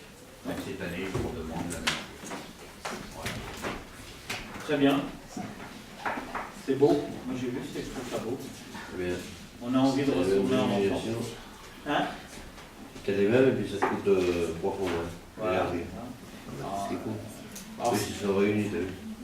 on a une location cette année aussi. Oui, on a eu une location de certains. Ouais. Tout n'est pas à nous. Hein. La location, c'est le motif qui est au centre de la. On a l'électricité, donc. Oui, bah ça coûte nettement moins. Alors si je voulais rappeler aussi que les animaux qui ont été détruits malheureusement par X ou Y ou Z ne seront pas remis en place. Le traîneau et le Père Noël et ses reines qui étaient sur le toit de l'école ne seront pas remis en place non plus. Faute que certains enfants montent sur le toit et détériorent le matériel. X avait un enjeu. Voilà. Il a été cassé aussi lors du Noël des enfants, la boîte aux lettres qui était destinée à recevoir les lettres des enfants pour le Père Noël. C'est un peu lamentable, mais c'est comme ça. J'ai réussi à le remettre une partie en route, mais le reste, c'était revenant trop cher à la municipalité, j'ai arrêté. Ok. Voilà. Je te remercie Jean-Pierre. Y a-t-il des avis contre, des abstentions sur ces propositions? Vous passez quand? Le jury passe quand? Le 16 et le 21. Ça sera indiqué au compagnie? Hein, il y a... Oui, non. Non, on leur Non, dira. l'année dernière, on est passé et tout le monde avait ça. Eh oui, c'est tout le problème. Ah. Non, la commission, normalement, passe sa contenance, c'est-à-dire qu'elle passe tous les jours et elle voit les votes. Vous avez marqué aussi dans le règlement que les gens sont accusés. Non, mais ça a déjà Oui, ils sont ça a déjà été dit dans le journal. On peut peut-être donner l'heure. C'est l'heure. Ça a déjà été dit dans le journal. Il y a eu une première information. On va dire Moi, je pense que quand même bien d'indiquer le passage, même si c'est pas à l'heure pile, d'indiquer le passage du jour ou des 2 jours dans lesquels ils vont passer. Voilà. C'est important. Ok. Je vous remercie de le faire. Donc j'ai dit, il n'y a pas d'avis contraire ni d'abstention, donc c'est adopté à l'unanimité. Merci. Je rappelle que les remises de prix seront faites. 19h, 20h30. Les gens, ils sont allez. Je vous rappelle que la remise des prix de ces décorations se fera, comme d'habitude maintenant, au mois de mai, quand on fait les remises des nouveaux arrivants et tout ça, on le fait au mois de mai, au moment des fleurs. La remise des médailles. Voilà, on fera tout ça à ce moment-là. Par contre, il y a des médailles qu'il faudra peut-être remettre pendant les vœux. Parce que je vous rappelle qu'il y a 2 séries. Il y a ceux qui les ont premier semestre et ceux qui les ont sur le deuxième semestre. Hein, il est important parce qu'il y en a qui attendent les diplômes pour avoir la prime de l'entreprise. On le rappelle. Donc, je propose qu'on alerte, je ne sais pas si c'est Sophie, pour que les remises des médailles se fassent au moment des vœux. Et il n'y avait pas aussi la remise des maisons décorées, enfin, je ne sais plus, les fleurs là, non qui doit être faite aussi à ce Ça, moment-là. c'est Polo qui voit avec lui. Mais n'oubliez pas qu'on a des dates à retenir. Donc je dis, regardez Pour 2015. de façon à ce qu'on n'attende pas le mois de mai. Et là, c'est les bleus. Voilà, donc pour le point numéro 11. 9. Pourquoi 9 ? J'ai dit 9. Point numéro 11. Il s'agit là de la validation du programme du festival, du prochain festival de Conflans en 2016. Avec peut-être une petite... vous avez vu pour les horaires, c'est bon ? C'est bon ? Corrigé, en tout cas. Donc Jean-Pierre, c'est à toi. On aura quelques précisions à la fin là-dessus. Oui. Le festival de musique de Conflans se déroulera cette année le 1er et le 2 avril 2016. Il est donc nécessaire de fixer les tarifs qui seront pratiqués en billetterie et d'effectuer la programmation des différentes manifestations. Alors, le vendredi 1er avril 2016 à 21h, ouverture des portes. 21h30, spectacle de Serge Iliadou. On n'a pas les mêmes heures, Ah non, d'accord, excuse-moi. Samedi 2 avril, à 19h30, ouverture des portes. 20h, concert de Stellaire. 21h15, concert de Corson. Les tarifications de la billetterie du festival 2016. Le vendredi 1er avril, tarif gratuit pour les companais sur réservation. Pour les extérieurs, 15 € pour les adultes. Gratuit pour les enfants de moins de 16 ans accompagnés d'un adulte. Le samedi 2 avril, tarif pour la soirée, 20 € pour les adultes, 10 € pour les enfants de moins de 18 ans. Gratuit pour les moins de 12 ans accompagnés d'un adulte. La vente de la billetterie s'effectuera à la mairie de Conflans et sur le réseau France Billets à partir du 14 décembre 2015. Le DVD du festival 2016 sera vendu 10 €. Un DVD sera offert aux bénévoles participant à l'organisation du festival. 2 délibérations seront prises afin de demander une subvention auprès du conseil départemental de Seine-et-Marne et de la communauté de communes Plaine-et-Mont de France. Le budget du festival n'étant pas arrêté à ce jour, il était envisagé de faire une demande de subvention auprès des deux organismes, un montant maximum autorisé. Pour mémoire, en 2015, le montant des dépenses liées au budget du festival était de 90 733,23 centimes €. Il est donc demandé au conseil municipal d'approuver la programmation des différentes manifestations du festival, la tarification de la billetterie, les prix de vente du DVD et d'approuver les demandes de subvention auprès de la CCMF et du conseil départemental de Seine-et-Marne. Merci. Alors, je remercie, tiens à remercier particulièrement la commission qui travaille tout le temps, maintenant pratiquement en permanence, sur la préparation du festival et sur, sitôt le festival terminé, sur l'analyse et la projection du festival qui viendra derrière. Derrière, je sais aussi que Isabelle Joly comme Stéphane Hubert travaillent aussi et réfléchissent sur les programmations pratiquement 2 ans à l'avance. Je tiens aussi à les remercier, surtout Isabelle qui s'investit énormément dans ce domaine. Et bien sûr toute la commission qui travaille, propose. Il s'agit ce soir de valider une proposition qui a été débattue, mûrement réfléchie par la commission depuis des mois et des mois. Vous comprendrez bien que s'il y en a un qui disait bon, on va changer la programmation de ce soir, on ne fait pas un festival. Parce que pour retenir les artistes en question, même des artistes qui sont peut-être pas les... C'est pas Johnny Hallyday, là c'est encore pire, c'est Johnny. C'est pas le même montant non plus. Mais il faut savoir que ça, si vous ne vous y prenez pas au moins pratiquement 18 mois avant, c'est même pas la peine. Hein. Vous n'avez pas des gens de qualité, c'est pas possible. Ça veut dire qu'ils n'ont rien à foutre, hein, sinon. C'est donc dangereux.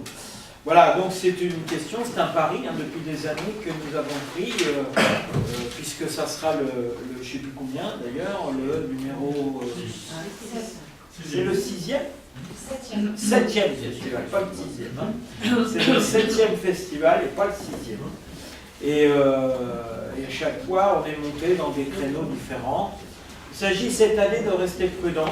D'ailleurs, c'est la raison pour laquelle la programmation est restée de façon plutôt sobre par rapport aux années précédentes, tout en précisant que Corson est quelqu'un qui est très connu, notamment par des jeunes, et qui, à mon avis, devrait se vendre. Alors après, ça permet de changer un peu les programmations d'une année à l'autre. On ne va pas toujours faire venir Nicole Croisy, vous voyez ce que je veux dire.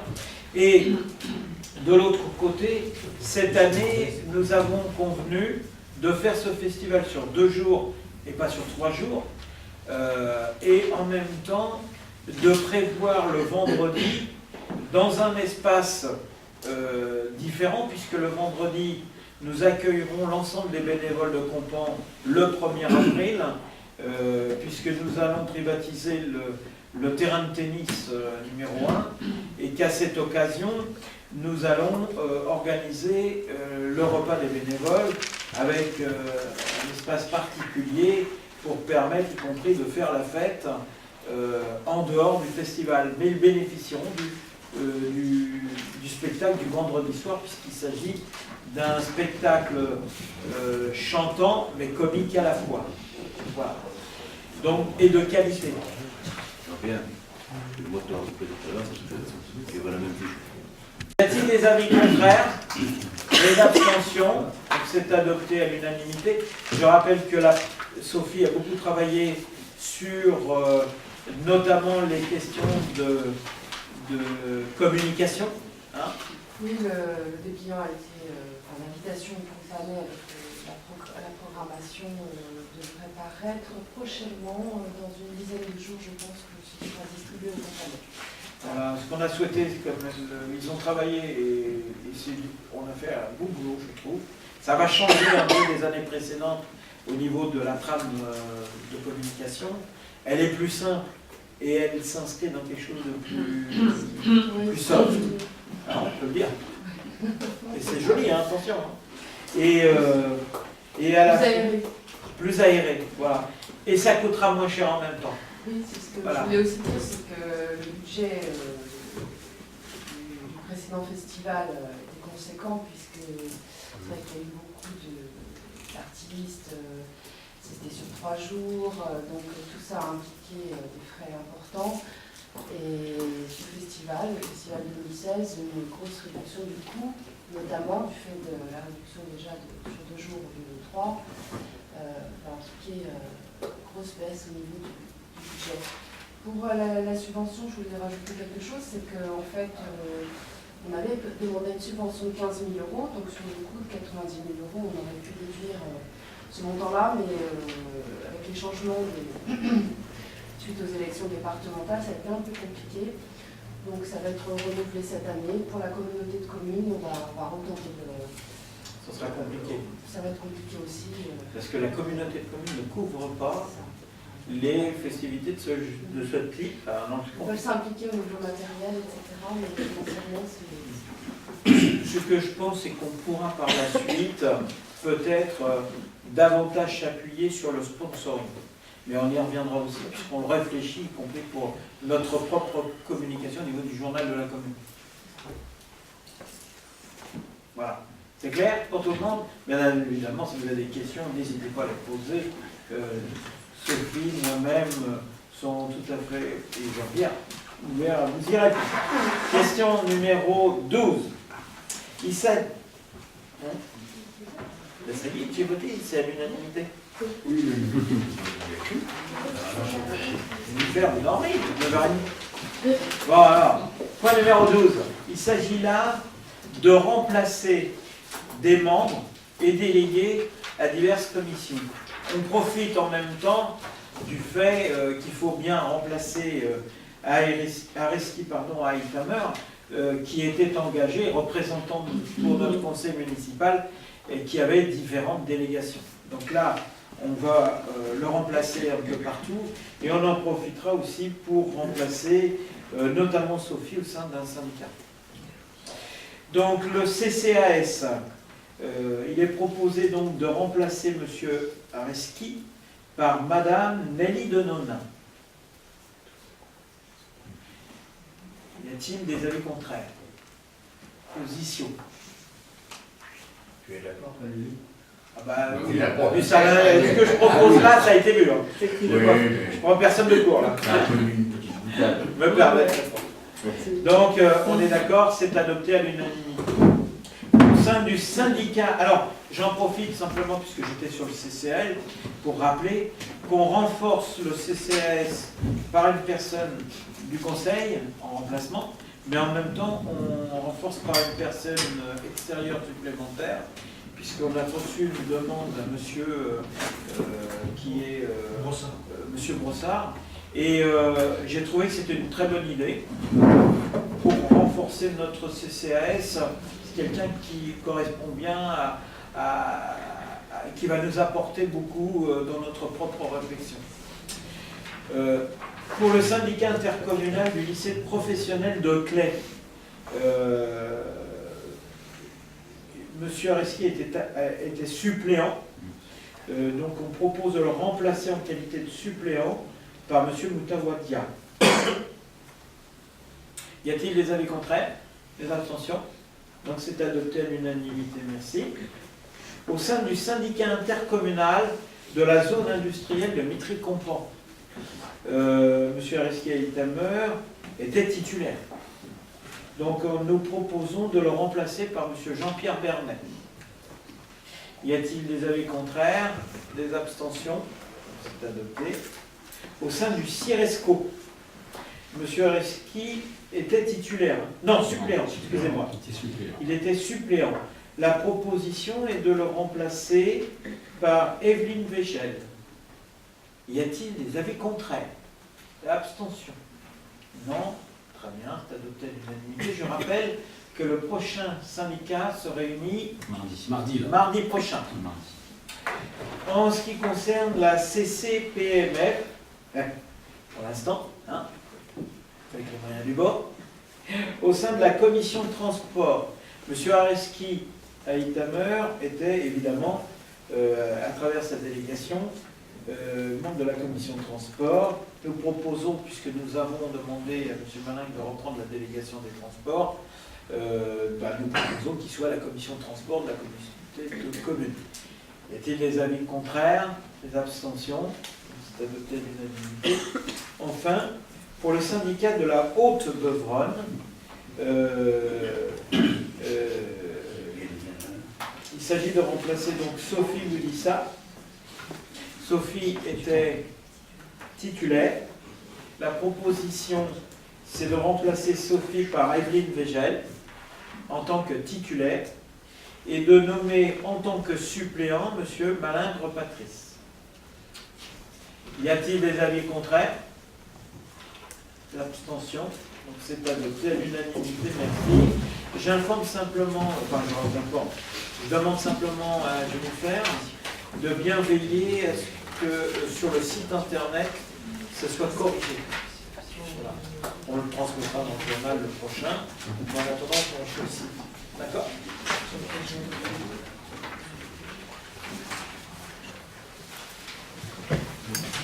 Point numéro 13, il s'agit là d'une décision concernant le PLU.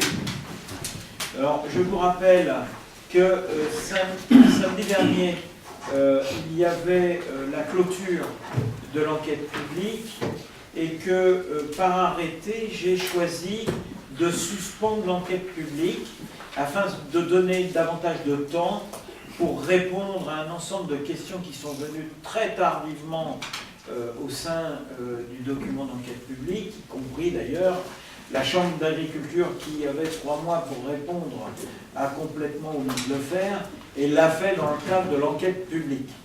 Donc, elle pouvait le faire.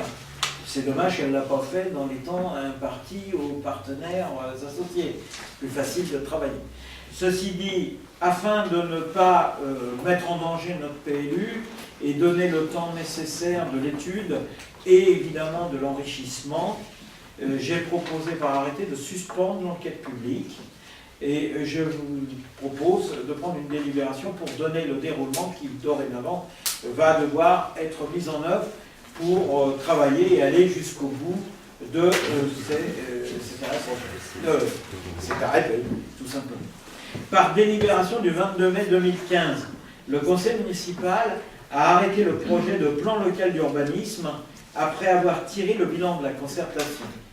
Le 1er septembre 2015, M. Alain Charliac a été nommé commissaire enquêteur par le président du tribunal administratif de Melun. Par arrêté 63P 2015 du 25 septembre 2015, l'enquête publique a été fixée du lundi 26 octobre 2015, 8h30, au samedi 28 novembre 2015, 12h30. Les personnes publiques associées à l'élaboration du PLU ont émis des avis favorables, assortis de nombreuses réserves, voire le tableau de synthèse que vous avez.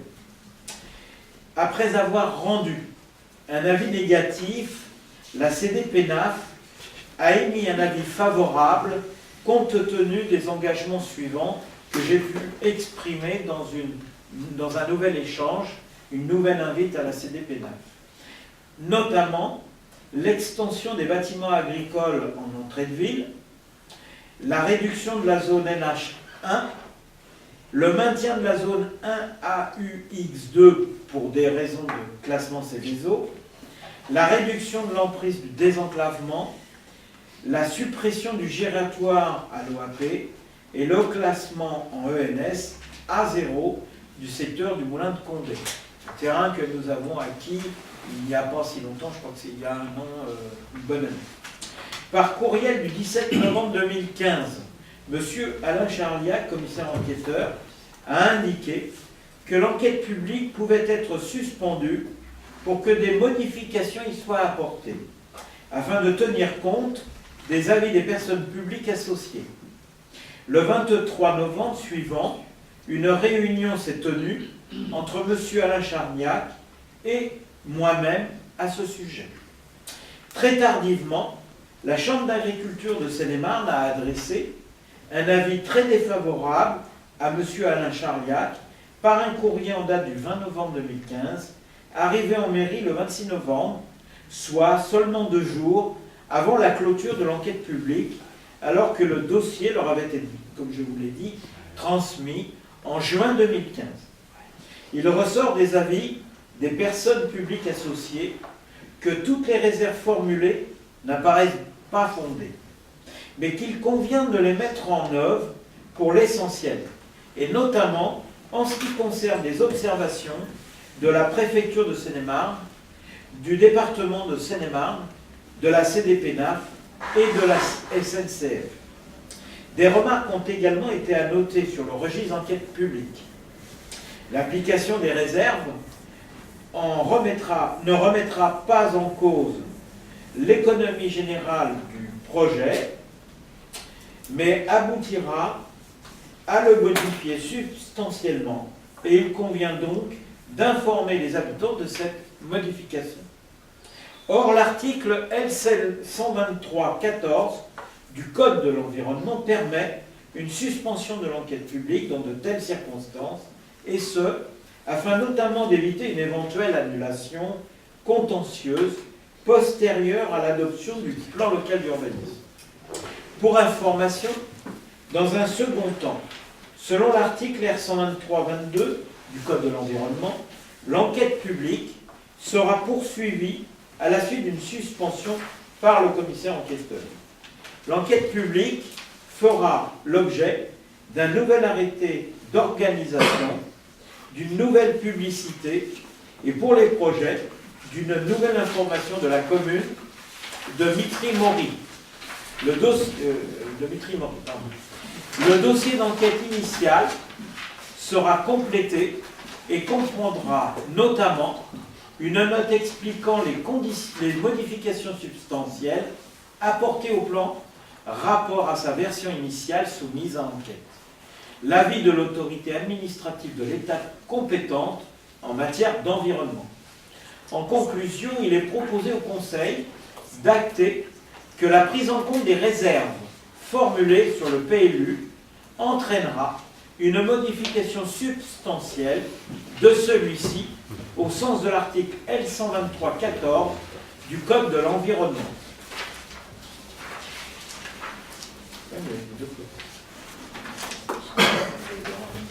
Donc, pour terminer sur ce sujet, je rencontrerai un certain nombre de personnes, de propriétaires, qui ont exprimé un certain nombre de réserves, formulé des demandes. Je les rencontrerai dans les prochaines périodes afin d'examiner toutes les questions qui sont posées et qui nécessitent bien évidemment de se pencher de façon importante sur leurs demandes, leurs propositions. Voilà. Nous reprendrons ensuite, comme je l'ai dit tout à l'heure, le fil de l'eau et l'enquête publique au moment où il sera nécessaire de le faire. Y a-t-il des avis contraires? Des abstentions? Je vous remercie pour cette délibération prise à l'unanimité. Concernant le point numéro 14, il s'agit, là, celui que je vous avais demandé de raccrocher tout à l'heure, de la création d'un conseil municipal des enfants à Comtois. Et c'est M. Anthony Stégon qui va nous présenter un peu cette affaire. Cette affaire, oui.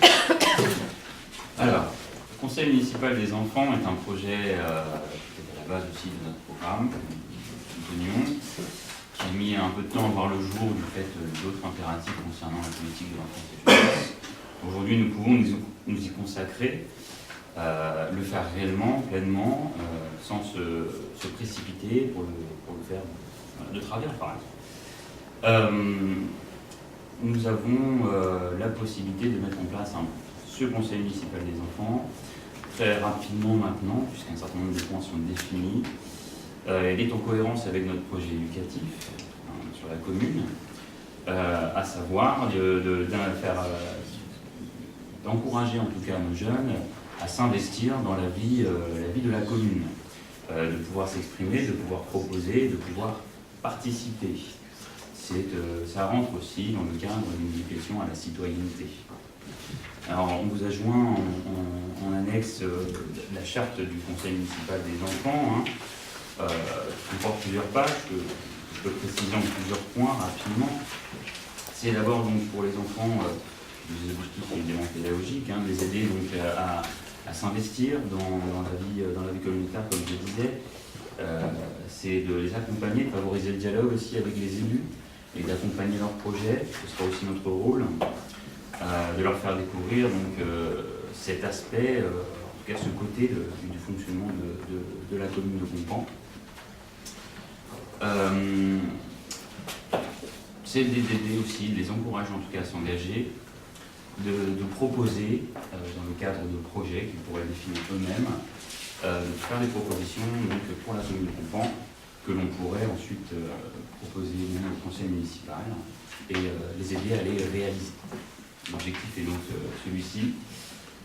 Actuellement, si le conseil municipal autorise la création de ce conseil municipal des enfants, une campagne d'information comme vous pourriez sera adressée aux enfants concernés. Alors actuellement, pour préciser la tranche d'âge, il s'agira des enfants des classes de CE2, CM1 et CM2, donc 3 niveaux de classe. Le souhait est d'avoir 2 représentants par tranche d'âge, en encourageant la parité garçon-fille, évidemment. De leur proposer de se réunir en conseil municipal de manière régulière, sous forme trimestrielle, au maximum, et de créer ensuite des commissions de travail sur des projets qu'ils souhaiteraient développer pour la commune. Donc mon rôle sera de les accompagner dans ces conseils, de les orienter lorsque cela est nécessaire, avec l'appui de Madame Zoubir, responsable enfance-jeunesse, et bien sûr avec l'appui des élus qui seraient concernés par le thème de certains des projets, évidemment. Suite à cette campagne d'information par courrier, avant les vacances, je proposerai aux enfants intéressés une rencontre à la mairie pour pouvoir apporter davantage d'informations, mieux leur expliquer, peut-être déjà recevoir certaines candidatures individuelles. Ils auront une période pour déposer les candidatures, comme pour nous, comme cela a été pour nous. Il y aura une période de campagne électorale également pour ces enfants sur le tout début de l'année 2016, qui résultera dans un vote par les élèves de leur tranche d'âge, les enfants de leur tranche d'âge sur la commune de Compran. Voilà comment ça devrait se passer. Les dates seront précisées dans les courriers qu'ils recevront. Voilà, c'est un travail qui se fait aussi en accord et en partenariat avec M. Gauguin, le directeur de l'école, avec qui j'ai déjà travaillé sur le sujet, et avec l'inspection de Dain-Martin. On s'est travaillé vraiment en accord avec tous les partenaires possibles, puisque la campagne électorale se déroulera principalement sur l'école. Voilà. Donc ce qui vous est demandé, oui, précise, merci, sur la durée du mandat qui sera de 2 ans pour ces enfants, sachant que pour certains, notamment ceux qui seront en CM2 qui seraient élus, il impliquera de renouveler, ils ne pourront plus répondre aux critères de ce conseil municipal, devront quitter le conseil municipal, ce qui nous amènera à renouveler une partie chaque année de ce conseil municipal. Je préciserai que c'est en quelque sorte une première étape dans notre volonté d'impliquer les jeunes dans la vie de la communauté, puisque à moyen terme, nous démarrerons un projet similaire pour la tranche d'âge suivante, donc un conseil municipal des jeunes. Voilà. Donc ce qui vous est demandé, c'est d'approuver dans cette création du conseil municipal des enfants la charte que vous avez eue, dont vous avez pu prendre connaissance, la charte du conseil municipal des enfants, d'autoriser, de prévoir, d'autoriser la prévision d'un budget de fonctionnement qui sera nécessaire, et d'autoriser M. le maire à signer l'ensemble des documents afférents à ce dossier.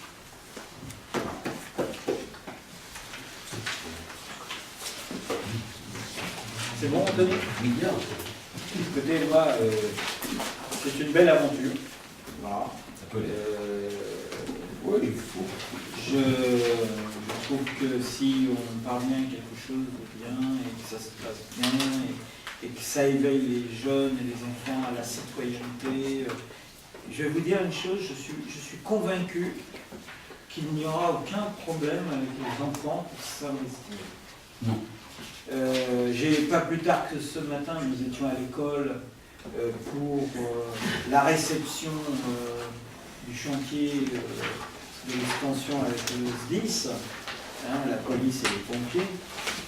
Le peu de temps où je suis passé dans le couloir pour aller voir le directeur et un responsable, une institutrice, les enfants marquent un respect vraiment formidable du maire et des élus. Et vraiment, je veux dire, c'est quelque chose d'important, quoi. C'est-à-dire que l'élu local, si je dis ça, contrairement peut-être à des citoyens dans la commune, représente une valeur importante de la République et de la démocratie. Et je pense que ça, il faut absolument le faire vivre davantage. C'est important pour eux, mais c'est important pour leur vie future, puisqu'ils passent le bâton, et on le voit bien dans des moments difficiles comme on vient de rencontrer dans le pays ces dernières semaines. Plus les enfants sont éveillés à la citoyenneté, à la démocratie, mieux c'est.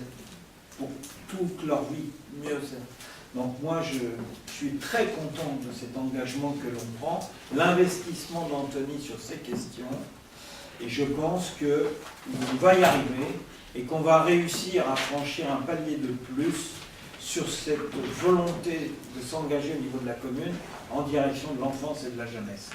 Je pense qu'on aura fait en 3 ans sur ces questions-là énormément plus qu'en 30 ans dans la commune. Voilà, en 3 ans, ce qui est quand même considérable. Il est vrai que ces enfants ont une véritable énergie, un vrai enthousiasme lorsqu'il s'agit de projets, de s'investir. On peut le voir pour ceux qui viennent sur l'école, ce qu'ils réalisent. C'est le fruit de notre politique certainement, mais c'est aussi un ensemble de choses, y compris la communauté éducative, et notamment cette nouvelle équipe qui a intégré les locaux de l'école et qui ont déjà effectué un travail très très important auprès des enfants, un travail continu, où on ressent les effets, les parents avec qui je partage ça vont dans ce sens-là. Donc c'est vrai que c'est certainement un bon moment pour pouvoir surfer sur cette vague et créer ce conseil municipal. Ils auront certainement des idées et notre rôle sera de les accompagner pour pouvoir développer ces idées dans le bon sens, de la bonne manière. Voilà. Pour vous donner, puisqu'on est sur l'école, et qu'il y a des parents d'élèves, donc c'est important, la sécurité nous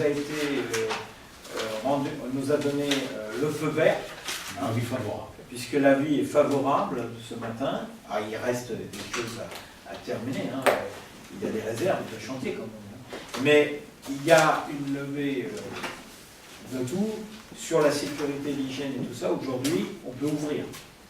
J'ai demandé à ce que cette ouverture se fasse jeudi prochain, de manière à ce que l'ensemble des réserves des entreprises puissent les lever assez vite et que tout ce qui restera sera à la marge. Voilà. Sachant que, je vous rappelle, que nous avons pour ne pas pénaliser les enfants, nous avons accompagné ceux-ci dans la restauration de la salle Coluche pour les plus grands depuis le mois de septembre, que ça a un coût de 150 € de transport par jour, même si on va se battre pour qu'il y ait une prise en charge par des entreprises, qu'on soit clair. Amputé sur une partie des salles. N'empêche que ça a coûté 150 € par jour d'ouverture de l'école jusqu'à aujourd'hui, et qu'on a heureusement conservé les plus petits à manger là-bas dans de très bonnes conditions, puisqu'on avait mis les moyens en œuvre pour qu'ils puissent ne pas sortir de l'école.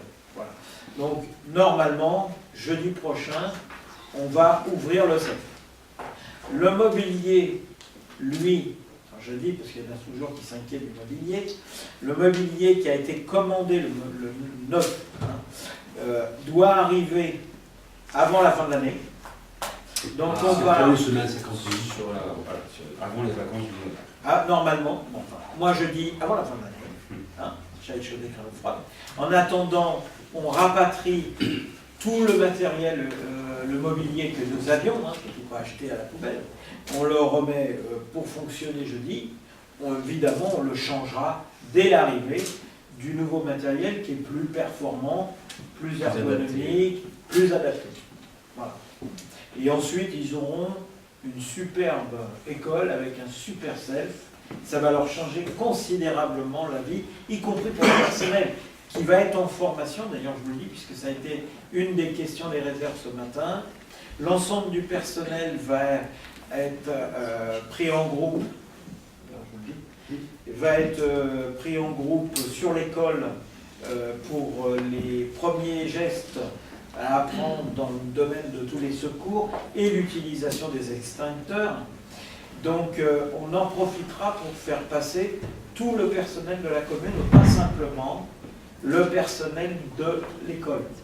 Donc il va falloir organiser l'ensemble du turnover des personnels qui vont donc être en formation sur l'école à la cantine. Alors cette formation est aussi, j'invite les élus, puisque j'en ai parlé, à suivre cette formation, puisque vous êtes amenés à intervenir dans le cadre des permanences, notamment le week-end, sur les installations.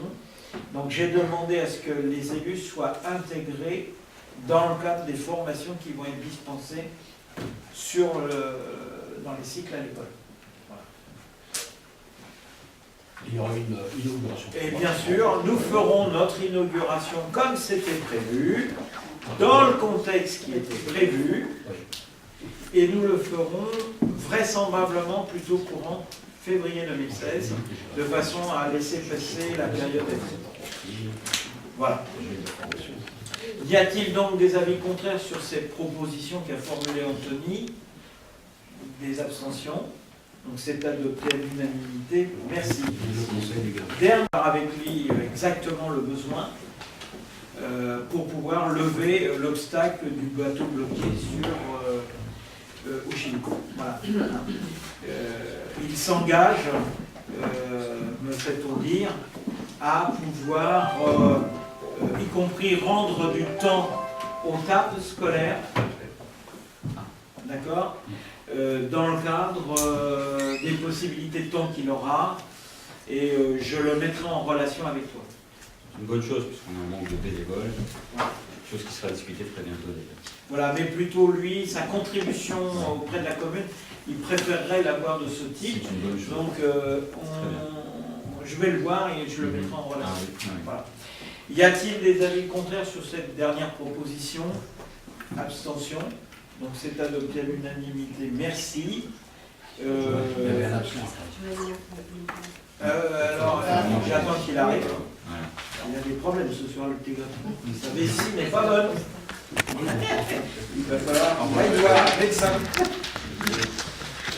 Dans l'article 2122-22 du CGCT, je vous rends compte donc des décisions prises, et notamment de celle, la 071-2015, en date du 20 novembre, concernant le cabinet d'avocats Philippe Petit et Associés, pour un contentieux relatif à l'arrêté interpréfectoral. Il n'est pas indiqué de montant, mais je pense que c'est mieux, parce que je ne suis pas sûr qu'il y en aura un montant, hein, puisque c'est la communauté qui va prendre en charge. Voilà. Parce que vous étiez en justice, donc il faut le mettre de toute façon. D'accord. Même s'il n'y aura pas d'engagement financier. Voilà. Ok, c'est fait. Il revient le petit garçon. On l'attendait avant de voter. Excusez-moi.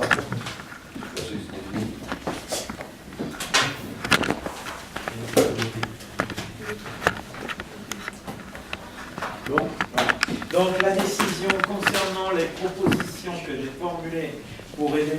Kalita, y a-t-il des avis contraires? Des abstentions? Donc c'est adopté à l'unanimité. Je terminerai ce soir par quelques informations. Je vous rappelle qu'il va y avoir des festivités. Il va y avoir, il y a l'arbre de Noël qui arrive la semaine prochaine. Hein, c'est ça? Le 12. Donc évidemment, tous les élus qui veulent aider, ils peuvent venir nous aider. Il n'y a aucun problème. Aucun problème. Voilà. Hein. La porte est grande ouverte. Et on vous attend. Le Père Noël arrivera. Vers quelle heure il arrive le Père Noël? Oh, bah après le goûter, donc il sera mis 5 heures, si on ne prend pas de retard. Très bien. Pour terminer, je vous rappelle en même temps que les vœux du maire, c'est le 9 janvier. Et je vous rappelle que le repas des anciens, c'est le 17 janvier. Enfin, il y a des élections dimanche. On a fait passer le tableau de présence à chacun. Je remercie ceux qui ont pris deux créneaux de 2 heures. De 2 heures, ce qui fait qu'ils vont être là 4 heures. Pour les autres, je remercie quand même parce que vous avez quand même pris 2 heures. Je vous demande surtout de prévoir la semaine d'après, parce qu'il y a 2 tours. Obligatoirement, il y aura 2 tours. Hein. Il n'y a pas qu'un tour. Ce n'est pas les élections municipales. Donc j'ai besoin de tout le monde, nous avons besoin de tout le monde pour la semaine prochaine. Donc vous voyez avec Jennifer, évidemment, si vous avez les mêmes projections horaires qui ont été faites cette semaine, bah, c'est pas plus mal, comme ça on ne change rien et les choses sont bien. Vous voyez avec elle. D'accord? Voilà, j'ai terminé. Je pense qu'on peut lever la séance pour ce soir. Encore quelques précisions. On fait vite, vas-y, bah, on va arrêter l'enregistrement. Non, bah. C'est sûr? Voilà. Eh bien écoutez, je vous remercie. On n'est pas encore aux fêtes de fin d'année, mais ça vient à grands pas. Il y a quelques petites réunions qui sont encore prévues, mais sur l'ensemble, je pense qu'on va aller vers les fêtes. Donc, passez de bonnes fêtes. Ça reste en dehors de l'enregistrement. Il y a des travaux qui vont démarrer. Attends, je lève la séance, c'est pour le conseil, je demande de rester, parce qu'il va donner quelques informations complémentaires sur les travaux.